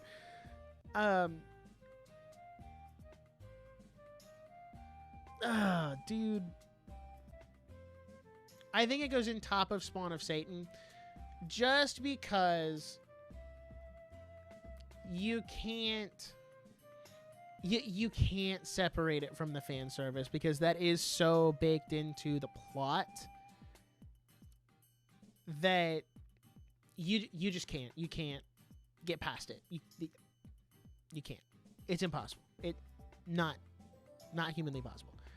Chainsaw Man.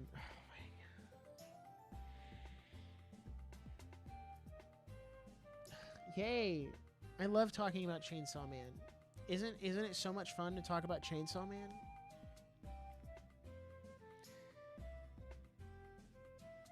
Chainsaw Man is in fact a show that I have watched twice and seen the movie. And I watched it for a video. And then I'm really upset because I never finished the video. And you know what? I'm not upset that I didn't finish the video, because the video is going to be overly nihilistic and doomy and bad, because that's all Chainsaw Man is. Chainsaw Man is the nihilism of JJK cranked up to like a 15.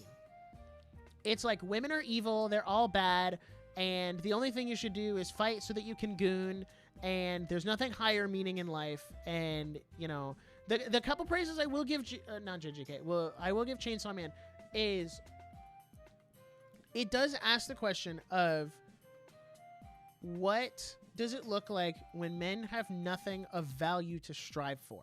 Because Denji, what is his main motivation? Is he wants to go on a date with Makima. He wants to do all this stuff with Makima.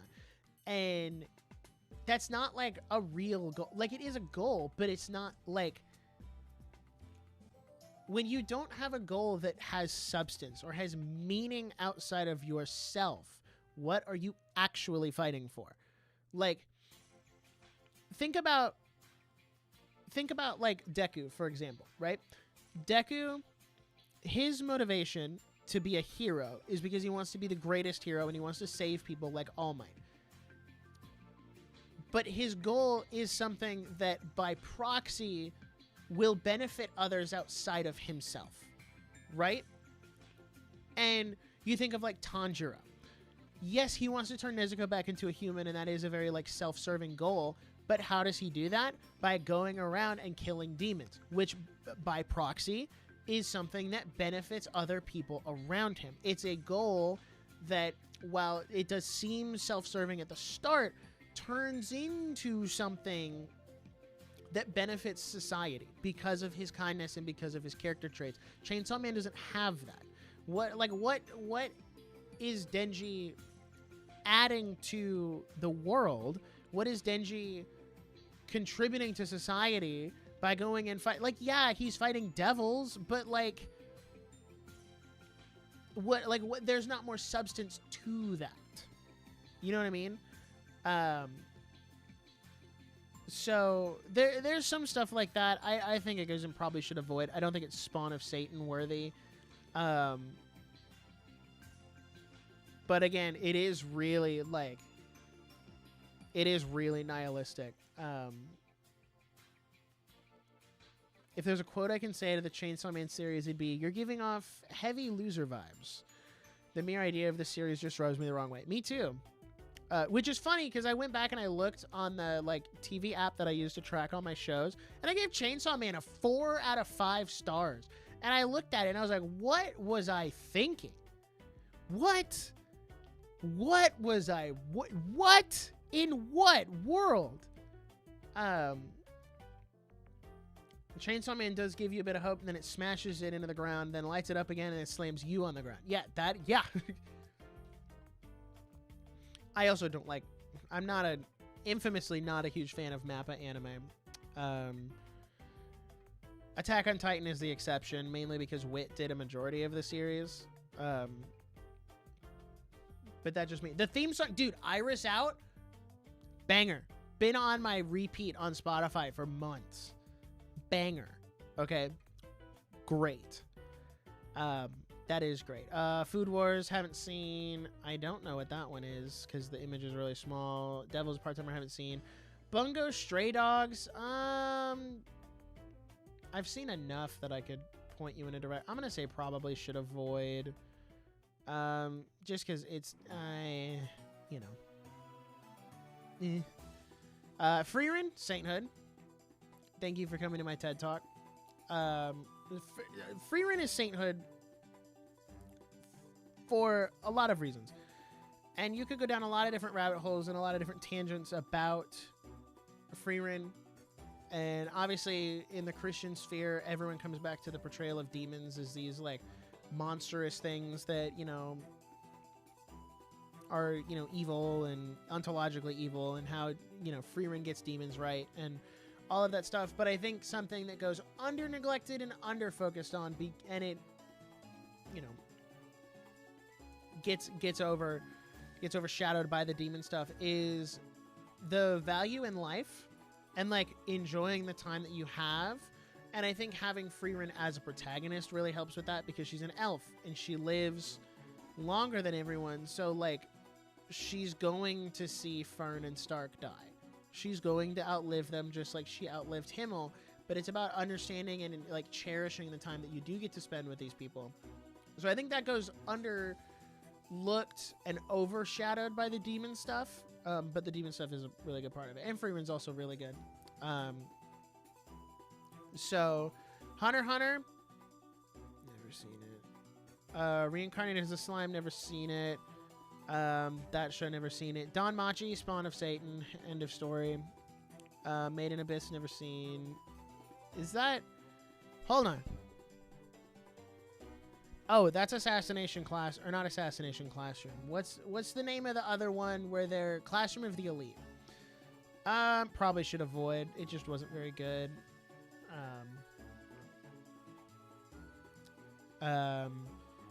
Mashal, Magic and Muscles is one I vouch for on the daily. And I will say it's definitely okay. I think Mashal, definitely okay. And I did a kind of a whole video on that as to why Mashal was definitely okay. It is a very, the Christian themes are there. You gotta dig for it a little bit, but not all of it.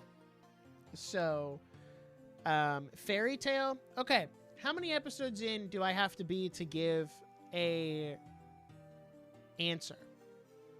Because I've started watching Fairy Tale, but I'm only... Oh, bro, get that out of here. I'm only 14 episodes in, I think. Let's see. Let me check the Crunchyroll account. Yeah, I'm only 13 episodes in. So, chat, what's the high and low on Fairy Tale?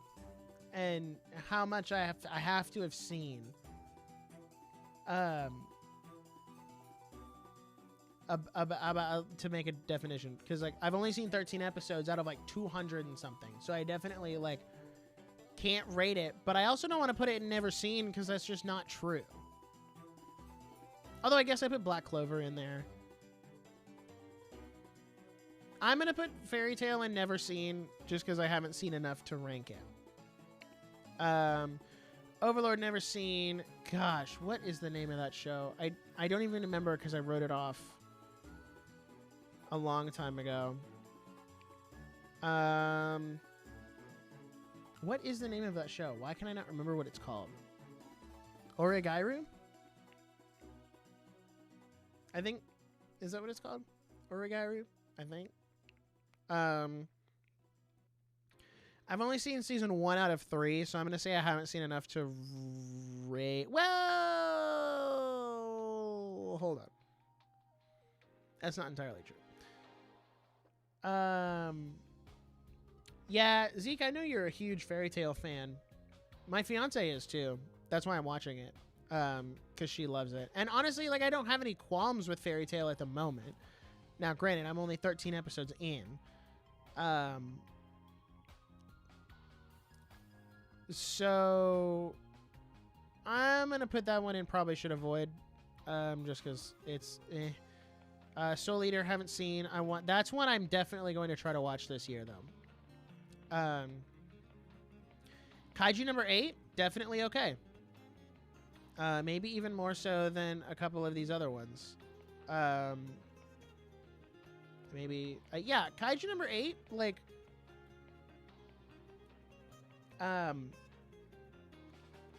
definitely a really good action show. However, I will say this. I usually don't say this. If you want to engage with Kaiju number 8, you should read the manga instead. Because it's not that the anime is bad. It's just that, well, the anime is not great. And the art style looks so different to the manga art style. Hold on, let me see if I can find a picture of like the difference between the art styles, because it's like night and day. Do they have this? Oh yeah, that's a good one. I meant to hit open image in new tab and not, there we go, so that I can just pop. Oh, okay. Well, thanks for breaking that for me. So there you go. You can kind of see the difference here. Like, it's night and day on that. So it's definitely like not good. They definitely fumbled the bag there on some of that. The season 1 opening is really good. I've never had any qualms with it. I actually really like the ending too. It is a little like tonal whiplash in my anime playlist though, to go from like Yoasobi and like some other ones, you know, like Kenshi Yonezu, and then just like One Republic. And I'm like, what? In the manga, he doesn't look like a middle-aged online shopper. That's true. He doesn't. So that's what I have to say about that. Never seen that one. One Punch Man, I think, is okay with an asterisk. I know there's some fan service from some characters later on. But other than that, I think it's a pretty solid hero show. At least the one season I've seen. Haven't seen Fate. Probably won't. Gurren Lagann is okay with an asterisk because I think the only thing holding back Gurren Lagann from definitely okay is Yoko as a character. And not even because she's a bad character, just because there's a lot of fan service involved there. So I can't justify like putting it higher than some of these other ones that are okay, but their asterisk is fan service. I actually think there's a lot of Christian themes in Gurren Lagann, and I talked about that in my video, and Gurren Lagann does like talk about the idea of false religion with that whole arc, like at the very beginning. It's also, you guys can quote me on this. Gurren Lagann is anti-globalist propaganda. Okay? Gurren Lagann is anti-globalist propaganda, especially in the latter half, because the villains of the latter half are just globalists who are like, no, we can't have more than 1 million people on the planet, and you're going to live in a small city, and you're going to eat the bugs, and you're going to own nothing, and you will be happy. You cross 1 million people, we're wiping you out. And then the heroes are obviously against that, so it makes it anti-globalist propaganda. I'm just saying, and the good guys win in the end. So, I'm just saying, Klaus Schwab, you might want to watch Gurren Lagann. Maybe he already has. Maybe Klaus Schwab is like an anime aficionado. Who's to say? Hyoka is good. Is it definitely okay? I don't remember anything egregious. I'm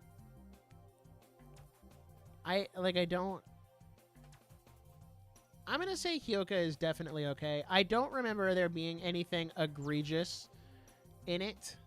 I think it's fine.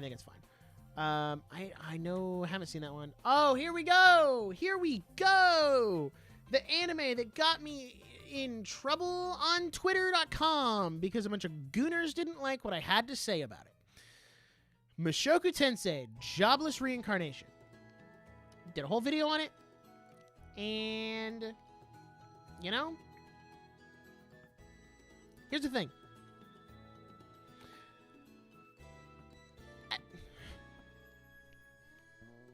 As much as we've talked about today, about shows that have an incredible setup, they have been dealt a winning hand. They have won the lottery from day one. They have been blessed in ways that you cannot imagine, right? The layup is insane. We're right there. We're good. And then you somehow take that and you fumble the bag. How does that happen? Great question. But only good is the animation. Okay, I disagree with that. Because with Mushoku, I actually really like the magic system. I think the magic system is incredibly well fleshed out. I think the world building is great. Like how the anime went out of its way to dub different languages and not even like dub different, like, oh, English, Japanese, you know, Chinese, or I guess Mandarin. But it went out of their way to like create a different language and dub it that way. Like, that's something you didn't have to do. So I think there are like really good aspects of it. And I don't hate Rudius as a character entirely. Do I think he's a bit of a perv? Yes. Like, there is some definitely like some questionable stuff there. But also the aspects of his character that's like, well, I'm afraid I'm going to mess everything up and I'm not going to be able to do all of this. And like, I really like his relationship with Sylphie, and how that's developed in the second season, because it comes from like, you know, he sleeps with Eris at the end of the first season and then gets left this like broken, depressed, emotional mess and has to learn how to pick himself back up and fumble through the pieces of that. And, you know, that shows the consequences of like, maybe we shouldn't have premarital relations with people, you know, we're not married to. So he has to pick up the pieces from that. And then you find out, like, as he builds this relationship with Sylphie again, like, he learns to get over that. And it, like, shows you what an actual, like, real intimate relationship looks like and how that can be very healing and fulfilling for you. It's just a shame that, like, 10 episodes later, they had to just completely ruin all of that with the thought of polygamy. That's all I'm saying. And here's the thing. We're going back to the prescriptive or the descriptive. Is Mushoku Tensei describing that this is something that's okay? Or is it prescribing that this is something you should do? I think this one, it kind of falls a little bit in the middle, because, you know, you can make the argument that, well, this isn't, you know, this is a fictional world and like polygamy is okay and blah, blah, blah, blah, blah. Because, you know, we apply the same arguments to Demon Slayer, like with Tengen and everything. But I think the differentiating factor, and this is what I said in my Mushoku Tensei video and later clarified in my Twitter post, is the difference between someone like Tengen and someone like Rudius is when we start Demon Slayer and we pick it up with Tengen as a character, all of that's already been established. And that's more of a background thing. If you were to take, like we talked about earlier, if you were to take the polygamy out of Demon Slayer with Tengen's character, nothing really changes so long as Tengen stays. Like, if you take Tengen out, obviously there's a big difference there. But if you take out, like, and just get him down to one wife, nothing really changes aside from the cast. And maybe a few extraneous things later, but those could be filled in by different characters. If you take the polygamy out of Mushoku Tensei, you end up losing a decent part of the series, because you also spend this time following Rudius collecting wives like they're Infinity Stones. It's insane. What do you mean? And I hate the justification that, like, Sylphie should just go along with it because she loves Rudius so much that she knew he couldn't contain all of his love, and like, he can't contain all of his love. Like, he was gonna do this. That's such cap. That's such cap. I don't want to hear it. When you get married, it wouldn't even be a big deal if he didn't spend so much time assuring Sylphie that she was all he needs. He's going to be a better man. He's going to turn a new leaf. And then just doesn't do that. And then he brings this other woman back. He brings Roxy back and is like, hey, you know that like teacher I've been talking about, and you know her, you know, can she be my other wife? Like, because she said that she loves me, and now I don't have the guts to say no, I'm married. So can she, is it cool? Like, let me ask my wife's boyfriend if that's cool. Like, what do you mean? And I know he does it again because I've seen spoilers for it. So that's just my biggest hang up, is like, it's not Spawn of Satan. It's really not. But it is very bottom of probably should avoid. Actually, no, I am putting it in Spawn of... Yeah, no. Actually, no. I am putting it in Spawn of Satan. Because the pros don't outweigh the cons here. in any meaningful shape. Because if you remove Rudius as a character, whole thing falls apart.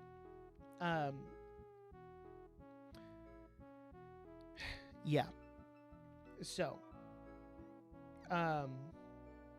I'm not going to be like my father. I'll take the good and fix the bad. And then does this. Yeah, that's the thing. He spends so much of this series saying that he doesn't want to be like Paul, only to turn around and be like Paul. And he gets talked into this by Paul's ex-lover, who is like the most promiscuous person you've seen. Who has a magic disease that if she doesn't do it with people, she's gonna die. There's so many other, like, in a world that's full of vast magic, that has all of this world building, about all of these different things you could do with magic. About all of these different things you could do. All different opportunities and possibilities. That's what you have to go for, of like this life-threatening disease? What? No, we're done. No more Mushoku Tensei. I don't want to talk about it. Chinibio, haven't seen. What are you? Devilman Crybaby, haven't seen. Psyche K, I think, it's okay, but with an asterisk. Like, it's alright. It's nothing, it's nothing crazy. Tokyo Ghoul, never seen. Weathering with You. And if I say... Okay, let me think back. Let me run it back in my head real quick, just so I make sure I'm not, like, falsely putting something in sainthood here. Let me just run it back. Yeah, okay. Okay. I think Weathering with You is sainthood, and maybe I'm a little biased because... why... it's my favorite movie of all time. But I also think it, like, deals with this concept of responsibility and sacrifice, of, like, what does sacrifice actually look like? Because, like, should Hina actually sacrifice herself as the Weather Maiden? Or is that not something she should have to choose because she's a child? So, Weathering with You,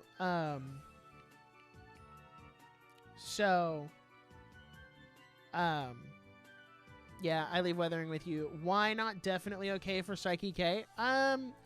Just because I don't remember enough to be like, yeah, that's a definitive, I can recommend that. Because I also haven't seen all of it. That's why. To be fair, it is indeed a curse. She does reveal she would probably still sleep around if she wasn't cursed, just less, and would have stopped after Mirror. Yeah, see? Like, so what's the point of the curse then? Like, you can write a promiscuous character without having to put this freaky death curse on her. Like, those two things do not have to be mutually exclusive. What do we got? Oh, that's, I Want to Eat Your Pancreas. I haven't seen it. I've heard it's good, though. Haven't seen that one. What are you? I don't know. Howl's Moving Castle. Definitely okay at the least. Howl's Moving Castle is actually really good.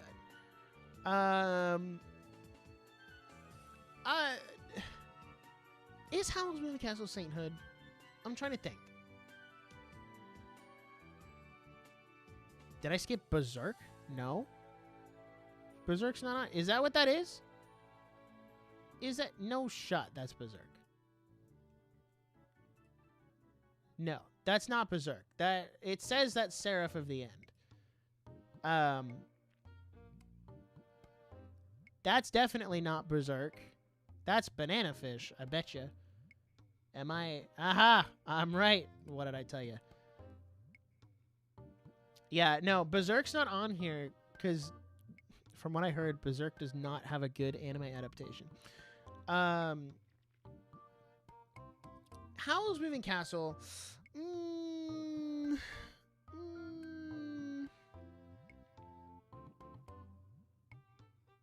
You know what? I have no qualms with Howl's Moving Castle. I'm going to put it in Sainthood.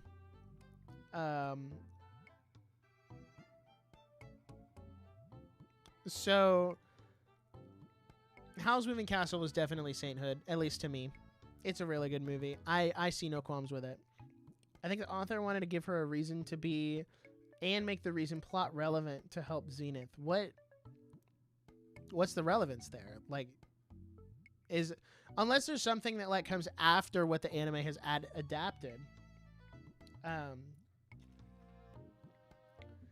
Like Mushoku Tensei has so much potential if it was actually good. Wodakoi, I will say Wodakoi is okay, but with an asterisk because the two main girls are really into yaoi and BL. And I know that's definitely red flags for some people. But it is kind of wholesome. Like it's, you know, it's not a bad romance, but it's definitely not like one I would, you know, I'm not shouting from the rooftops, go watch Wodakoi. I think that's Madoka Magica. Am I wrong? I don't know, man. Haven't seen it. I can tell you that. Tower of God. The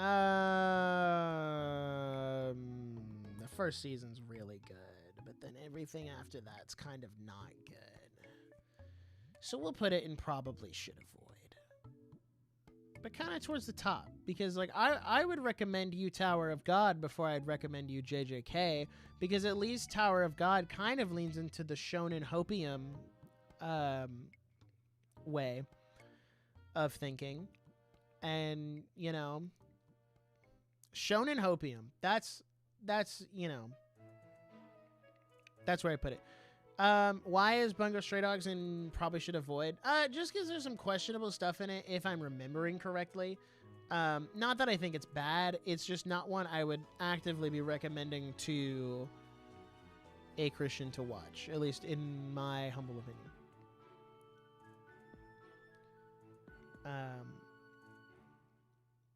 Yeah, no, I'm definitely probably not going to watch Mushoku Tensei. Like, I might watch season 3 when it's all dubbed and I can binge it, but it's not like a, oh my gosh, I need to be like on Crunchyroll the minute it drops and watch the stuff. Like, I don't care. It's kind of like Jujutsu, where I'm like, you know, if I'm bored and I need something to watch, like I'll turn it on, but I'm not like, oh my gosh. Speaking of bored and something to watch, Rent a Girlfriend, Spawn of Satan. Next question. You know, it doesn't behoove me because I know why. It just makes me so sad that Rent a Girlfriend is going on season 5. Think about that, guys. Can we just stop and think about that? Like, just let's stop and think about that for just 1 second. Rent a Girlfriend is going on its 5th season. 5. When other romance that are actually good are lucky if they make it to 2. Like Angel Next Door. Spoils me rotten. We're lucky we're getting a season 2. 3 years after the first season came out. Horimiya, we were lucky to get another adaptation. Love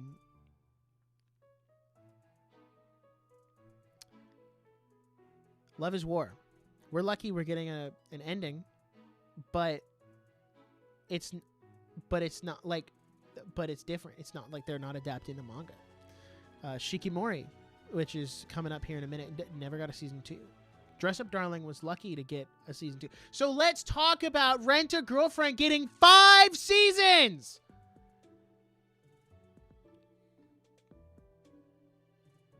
And you know why? It's because it's 2 reasons. One,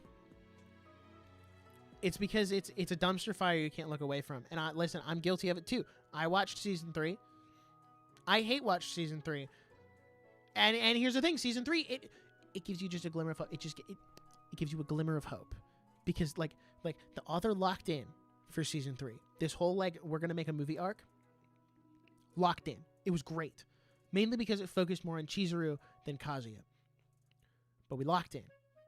And it gives you this faint, this little slim, this glisten of hope.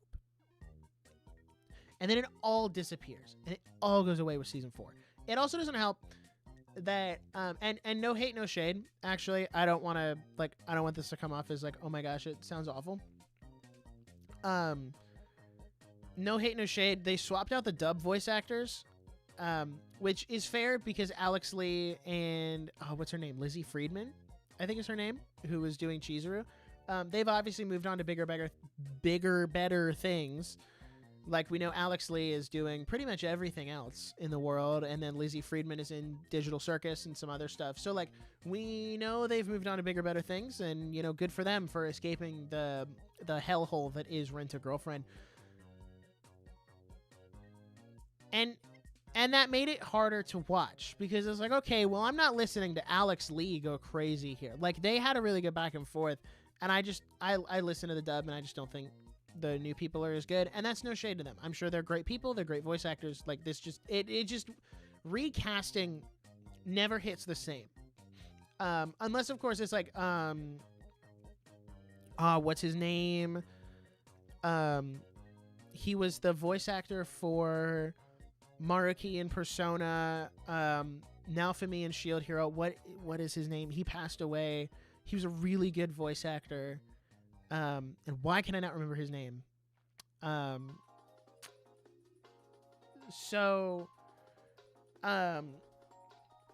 that guy. What? I'm gonna look it up. Hold on. What was his name? Why can I not remember?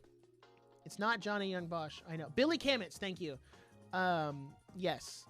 Like obviously in cases like that where they had to recast for Shield Hero, like, that's different.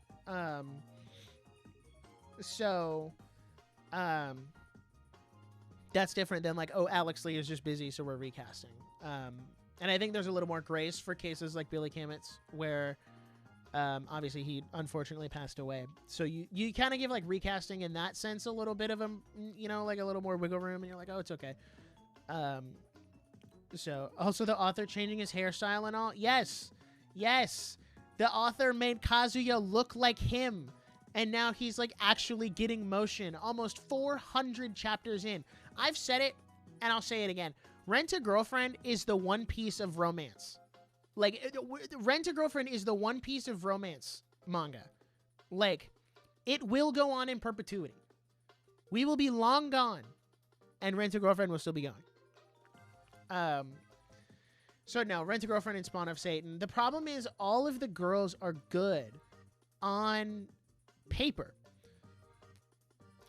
They're good on paper. They're just in a really bad show. Like, if we had a show about Chizuru and her trying to become an actress and like all of the struggles that come with that, great. You know, and the other two girls who I can't even remember their name because they're not that relevant to the plot, they're also good, but they're just stuck in a really bad show. And they're stuck with Kazuya, which is honestly, I don't know, maybe a fate worse than death. So I just feel bad for them. There's this Christian YouTuber who called all Christians who look at anime with fan service lukewarm, and that it's bad for anime to be beautiful. Do you... Not that I'm trying to call people out, but do you have, like... Do you know who that was specifically? Because I kind of want to look into that. Like, I kind of want to see that claim a little bit. Because maybe there's more to the argument. I don't agree with it, but I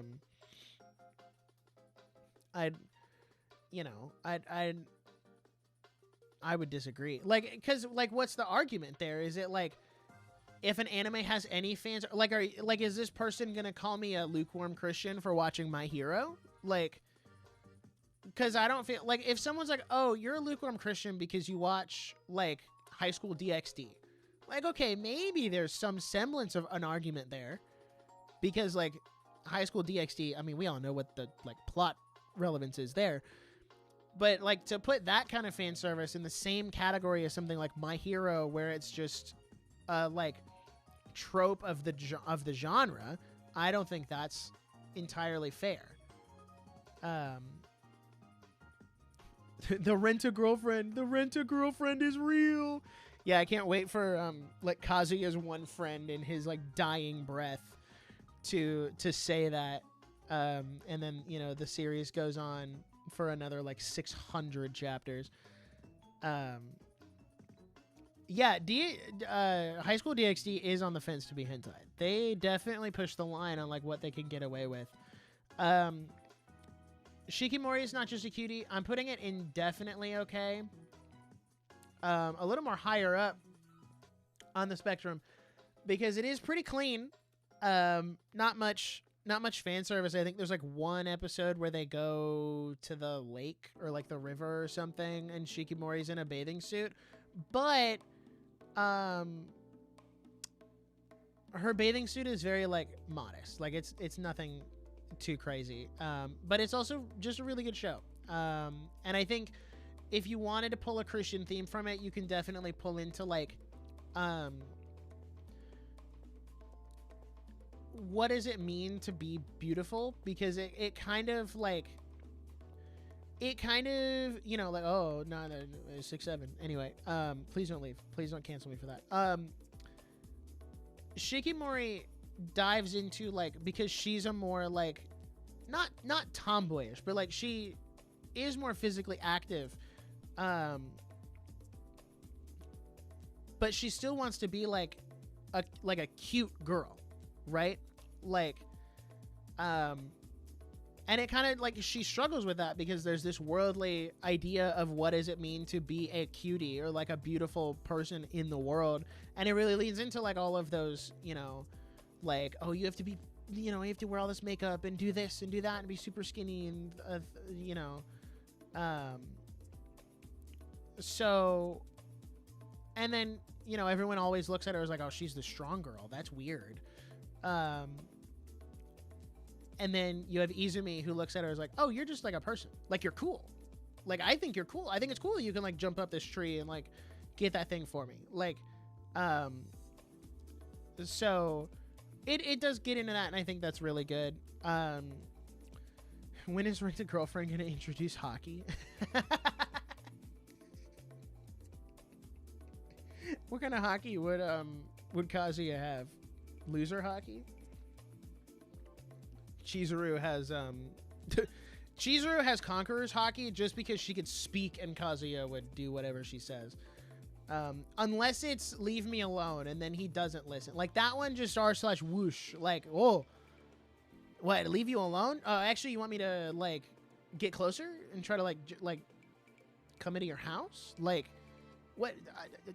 Leave me alone. That's clearly code for don't leave me alone. Sword Art Online. Let's have it. Let's start a dialogue. We need to have some uncomfortable conversations. Sword Art Online, because we're talking about the anime, right? And I have a caveat here. Sword Art Online, I'm going to put in probably should avoid. But I would still recommend it to you before. Well, would I? No, I wouldn't actually. No, there's a lot of other things I would recommend you before Sword Art Online. Okay, here's the thing. Here's why I'm not putting SAO in okay, but with an asterisk. It's not Spawn of Satan. It's not that bad, but it's also not recommendable. Aside from the first like 14, 15 episodes where they're actually in SAO, everything else, absolute abysmal. Like, I'd recommend the SAO parody before the real thing. I mean, yeah, me too, because at least that has congruent writing and is actually funny. The problem with SAO is, one, it moves on from the premise of Sword Art Online way too quick. Two,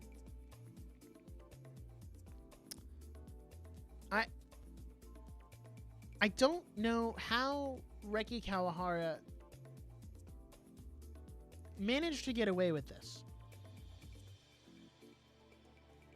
But he somehow figured out a way to pace things in the light novel and the manga so that every season of the anime has some form of sexual assault.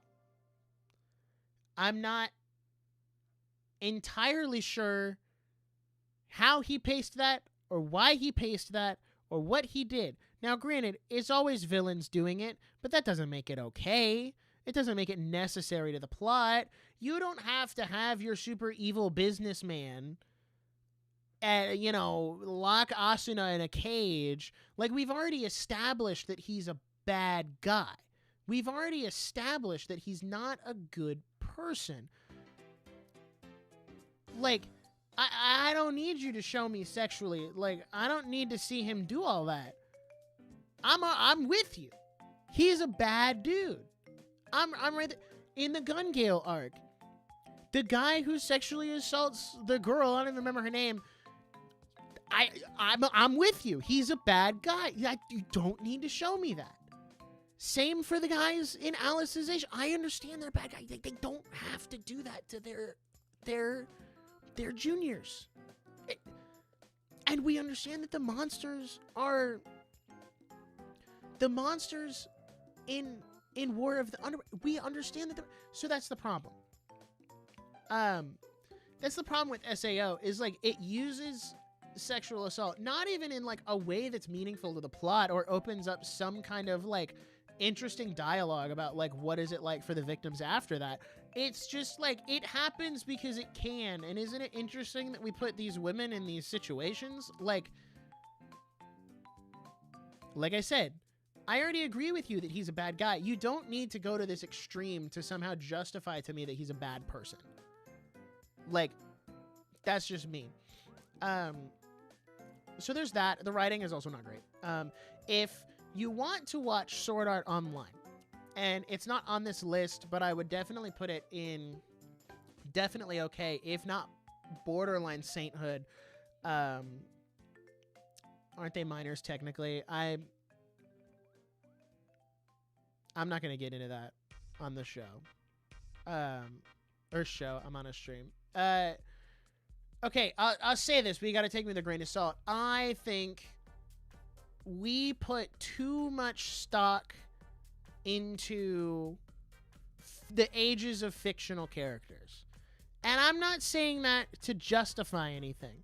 Because if if you're an adult and you're like, yeah, I really like little girl. Like, okay, that's weird. Like, that's weird. But also, like, if we're talking in universe, right? Like, in universe of SAO. If we use the first example of, like, yeah, this, like, business guy who's clearly older than Asuna, who is a teen. Like, yeah, that's bad. That's bad. But I do think there is this weird moral crusade on Twitter of like, well, don't you know she's 16? And I'm like, it's a fictional character, bro. Like I got flack once for saying I shipped like Deku and Uraraka. And they're like, oh, don't you know they're minors? And I'm like, they're fictional characters, guys. Like, they're not real. Like, I understand there are some strange people out there who do that. I'm like, yeah, I absolutely call out those people. But I think just as like a general, we need to like chill. These are all fictional characters in their own fictional worlds with different fictional rules. Like, so like, let's take that into account as well. And it also depends on like the content. And there's a more nuanced conversation, but that's just my like,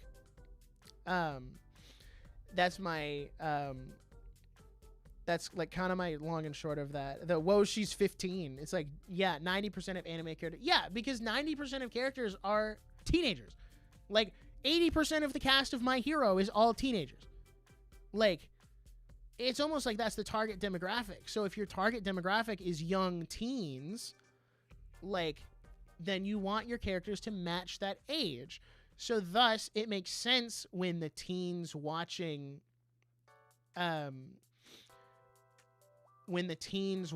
said show want to ship the characters of said show. Like, it's not a problem. Like, that's just normal, right? Like, come on, let's be real. Like, when we were all 14, 15, we all had our crushes on, the TV shows and cartoons growing up. Like, that was just normal because you were a kid. Like, I get your point, but I don't really like watching a romance of a 14 and an 18-year-old. Yeah, no, that's fair. But, again, it depends on the context. Because, like, if you're in a fictional fantasy world where, like, the coming of age is 14, well, then that's very different than, like, the modern world where 14, you're starting high school, 18, you're going on to college. Like, those two things are very different. So I'm not saying ignore that entirely, but also, like, you do have to take in-universe context into account. So, um, like I was doing a creative writing thing the other day, and I had to ask someone. I was like, "Do you think a relationship of what was, I think the ages were 17 and 19?" I was like, "Do you guys think that's like problematic?" And they were like, "No." And I was like, "I mean, yeah." And then I thought about it longer, and I'm like, "Well, this is a different world. It's a fantasy. It's a setup. It's set up in a different way. Like 17 and 19 in a fantasy world is not the same as 17 and 19 in the real world. You know what I mean? Like, so I don't know. That's where I'll end that conversation. So anyway, as I was gonna say, if you want to watch Sword Art Online, and I would put it in definitely okay, maybe on the higher end, is Sword Art Online Progressive. So that is actually really good. It cuts out a majority of the fan service. I think there might be a couple, like, there might be a couple chest shots here and there, but it's nowhere near as egregious as SAO proper. It focuses on Asuna as a character, tightens up the pacing, and it's just overall a better story, and actually focuses on Sword Art Online and not... It's Sword Art Online for the first half of season 1 and then never again.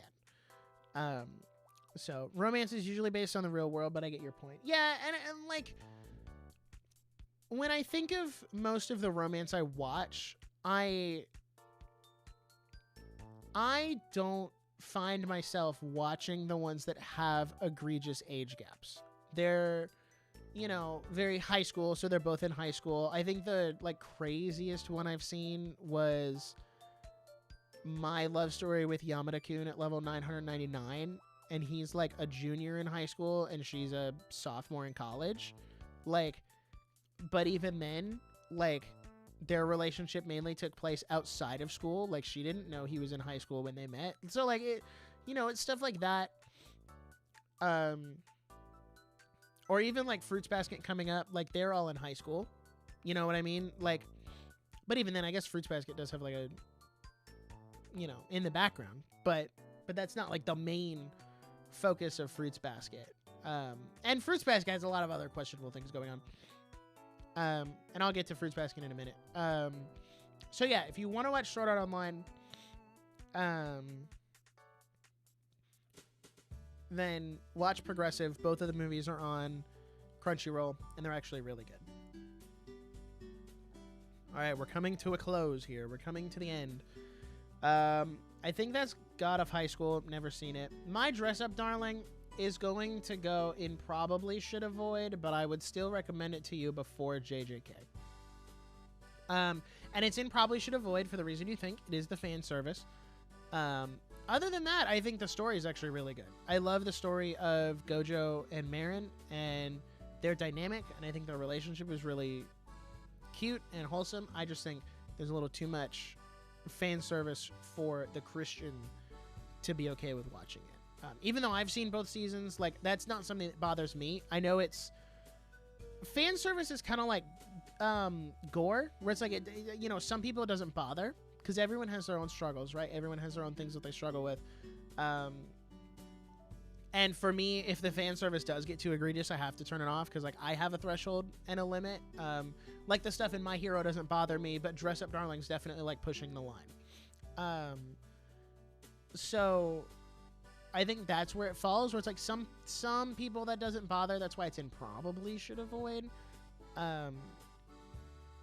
So it does kind of depend on your situation specifically, but haven't seen that one. I haven't seen High School DxD, but for lols, let's put it in Spawn of Satan. Fruits Basket, I would say, is definitely okay up here with Shikimori. Because Toru Honda is one of the most wholesome anime characters put to screen, and she should be protected at all costs. And there's a lot of Christian themes there if you really want to dig for it. But other than that, I do think it's a good show. And there is one relationship in the background that's kind of are you sure about that? And I did have to Google, what is this family's relationship? Because half of them are all in love with each other, but they call them cousins. And I was I don't think marrying your cousin is okay in Japan. I might be wrong, but I don't think. I don't know about that one. So I did have to Google it, and the Google search was like, they're cousins, but like they're really like distantly connected. So it's, you know, it's whatever. And I was like, oh, okay. Isn't that the one about lingerie? Fruits Basket or Gachiakuda? No hit 1981 Christian anime superbook. I call shenanigans. Hey, listen, take it up with it not being in the top 100 on Annie list. Gachiakuda is not about lingerie. It's about this guy who gets kicked down into the garbage bin.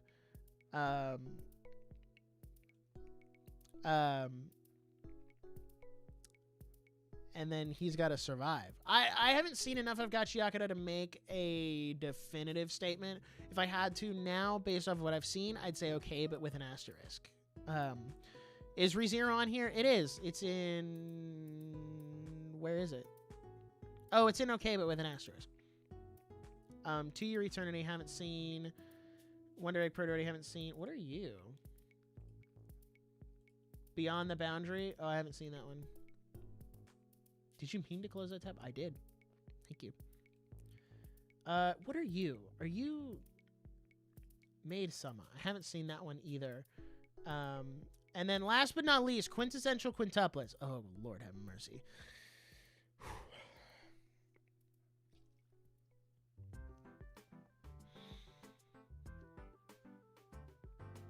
Quintessential Quintuplets is a...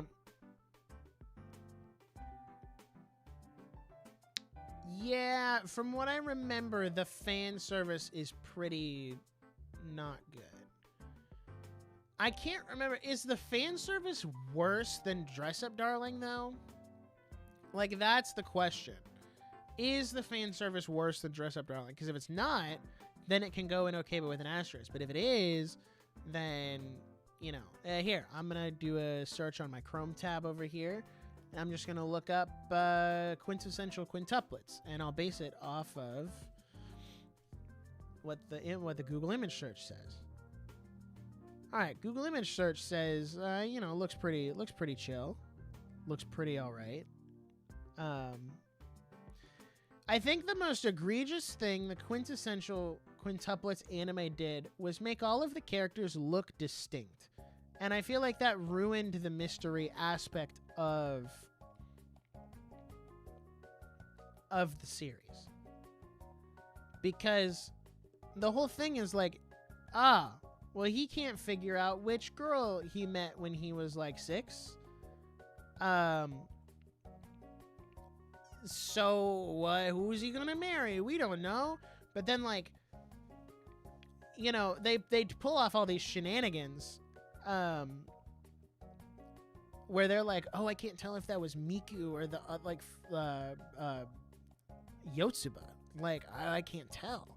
And it's like, clearly you can tell because they look different in the anime, and I know the manga doesn't have that problem. So it's not Dress Up Darling level. Okay, I'm taking your guys' word for this one. Do not betray my trust, chat. We'll put it in okay, but with an asterisk. A little higher than some of these other ones. Miku, best girl. What can I say? She deserved better. Oh, Retro Plaid Guy. If you want to watch a good romance, I could spitfire some really good ones here. Off the top of my head, Fruits Basket, Shikimori, Love is War. What else is in my top 5? Why can I not remember what's in my top? Hold on. This is actually really funny. Why can I not remember what's in my top 5? I should know this. I'm trying to find... I have the list here somewhere. Donde está? It's not here. Oh, I got too many lists. That's my problem. Oh, here we go. Fragrant flower blooms with dignity. True. That's a good one. Betrothed to my sister's ex sounds sus as all get out, but I promise you it's actually one of the most wholesome, clean, no fan service anime I've ever watched. The Dangers in My Heart, I would asterisk with fan service, but that's good. Romantic Killer is good. That's a Netflix exclusive. Yeah, those are some good ones to start with. If you want to watch a good good romance anime, a rom anime, if you will. Polar Opposites does have a lot of potential, and they're doing a full adaptation. So when it's done, it's done. So that's actually I'm really excited to finish that one. I'm on episode 3. I'll probably watch another episode tonight once I finish the stream and eat dinner. Fruits Basket is definitely, it's slice of life with I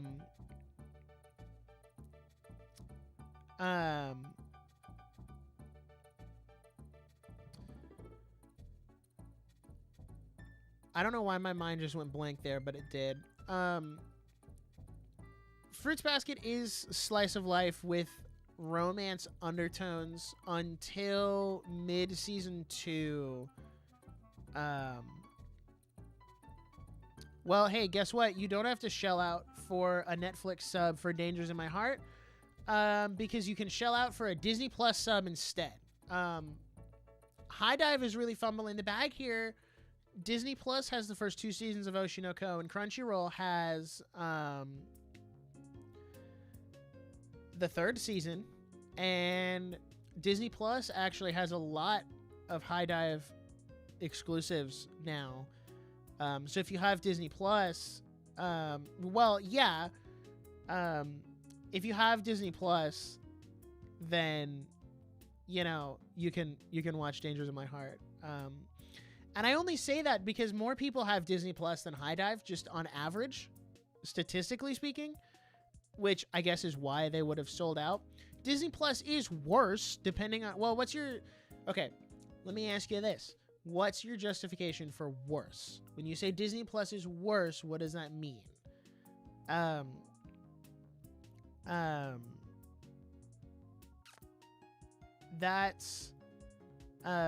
That's an interesting question, is like, what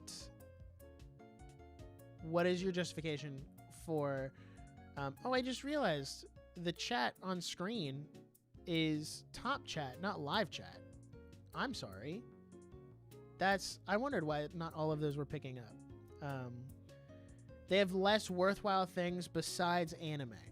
Well, yes, but also nobody is using Disney Plus as an anime exclusive streaming platform.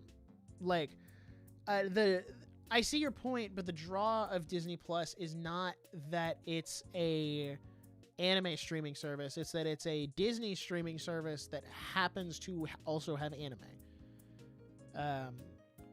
Same for Netflix, right? Like, Netflix is not, well, I don't know. There's some people who use Netflix specifically for anime, but by and large, the draw of Netflix is not that it has anime. The draw is that Netflix has other shows and then it also has anime. So I see your point, but it also depends on what you're subbing to Disney Plus for.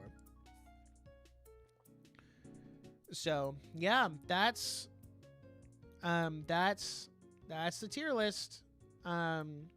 Never seen doesn't really matter.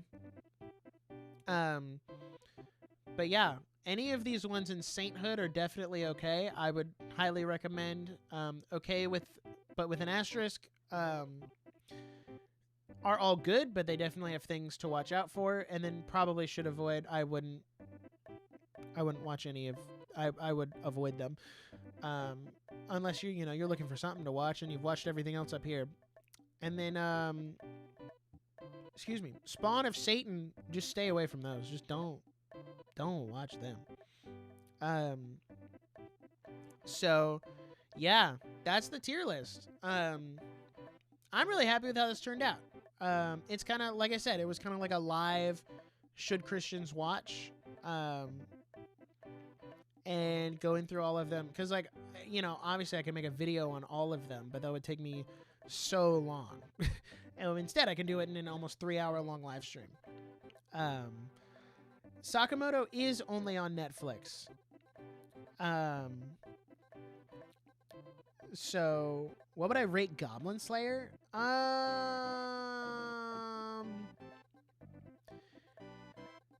Goblin Slayer would be at the bottom of okay, but with an asterisk.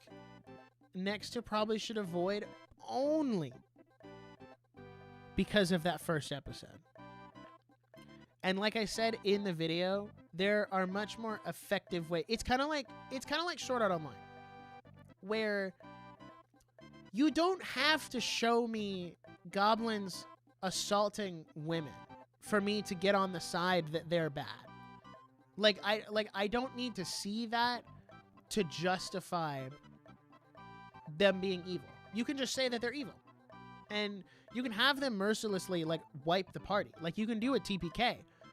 And I'll be like, oh yeah, the goblins are evil. You don't have to go to that extreme to get me on your side. But other than that, I don't think I really had any major qualms with it. There might be some fan service in there, especially in the second season. The second season was a little more egregious than the first one. But that's just me. So does anybody have any other anime that I missed that you want me to, like, shotgun rank real quick? Because I think I got pretty much all the big ones. That's why I did the top 100. I gotta send a text real quick.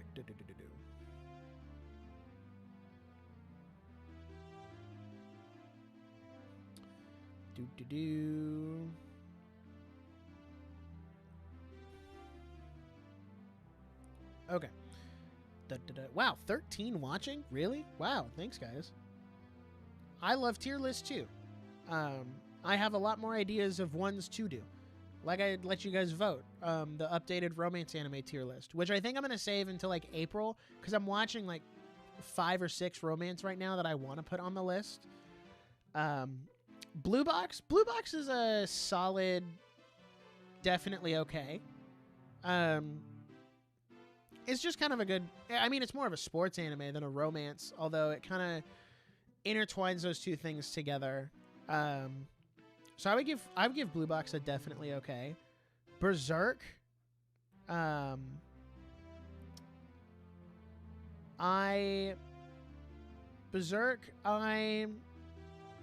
don't know. I've never seen or read Berserk, so I can't say. Yona of the Dawn is not on here. I also have not seen it. So I wouldn't be able to rate it. Freerun is a great example of exploring absolute evil without doing what Goblin Slayer did. Exactly. Like, you can tell me that the demons are evil, and you don't have to show me them doing evil things in that way for me to get behind it.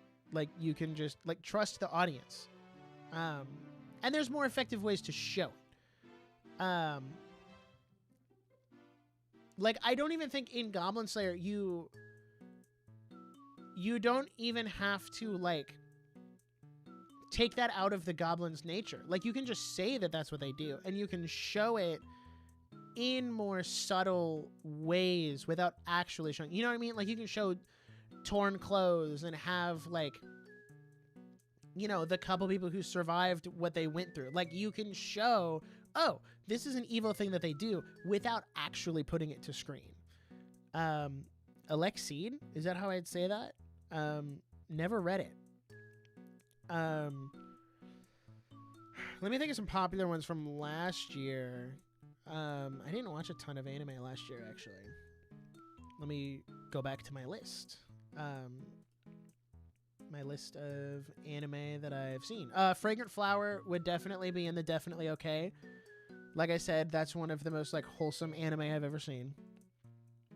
Dawn to Dawn would get okay, but with an asterisk. Because it's good, but I know there's certain aspects of certain episodes that would really bother people. So I will put that out there.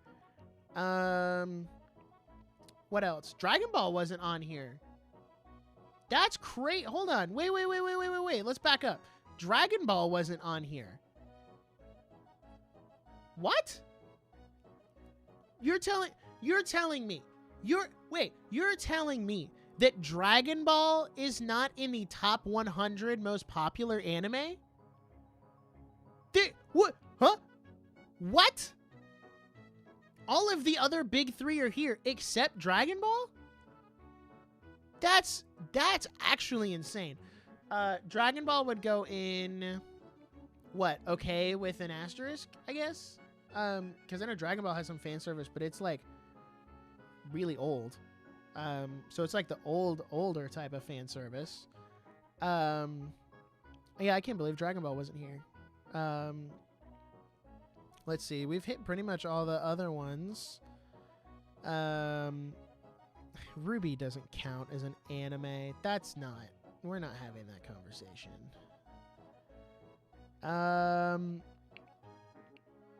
I utterly refuse to talk about Haruhi Suzumiya. If I had never had to talk about that show again, I think I would be much better off in life. Yeah, I think we've pretty much hit all of the big ones. At least from what I'm seeing on my list. So, Dragon Ball does have some sus. I guess I was more talking about Dragon Ball Z, because that's what I've seen. And some of Super. And those are, like, Super is definitely better than the others. But, you know, it is what it is. So, yeah, I think, unless we have anything else, I think that's where I'm gonna end things for today. Happy Valentine's Day to everyone who celebrates, taken or not. You know, if you're not taken, hey, you are here. And that's a good way to spend your Valentine's Day. It's okay. Don't let your identity be caught up in your relationship status. Focus on you. Get a hobby. Do some fun stuff. Relationships are cool, but, you know,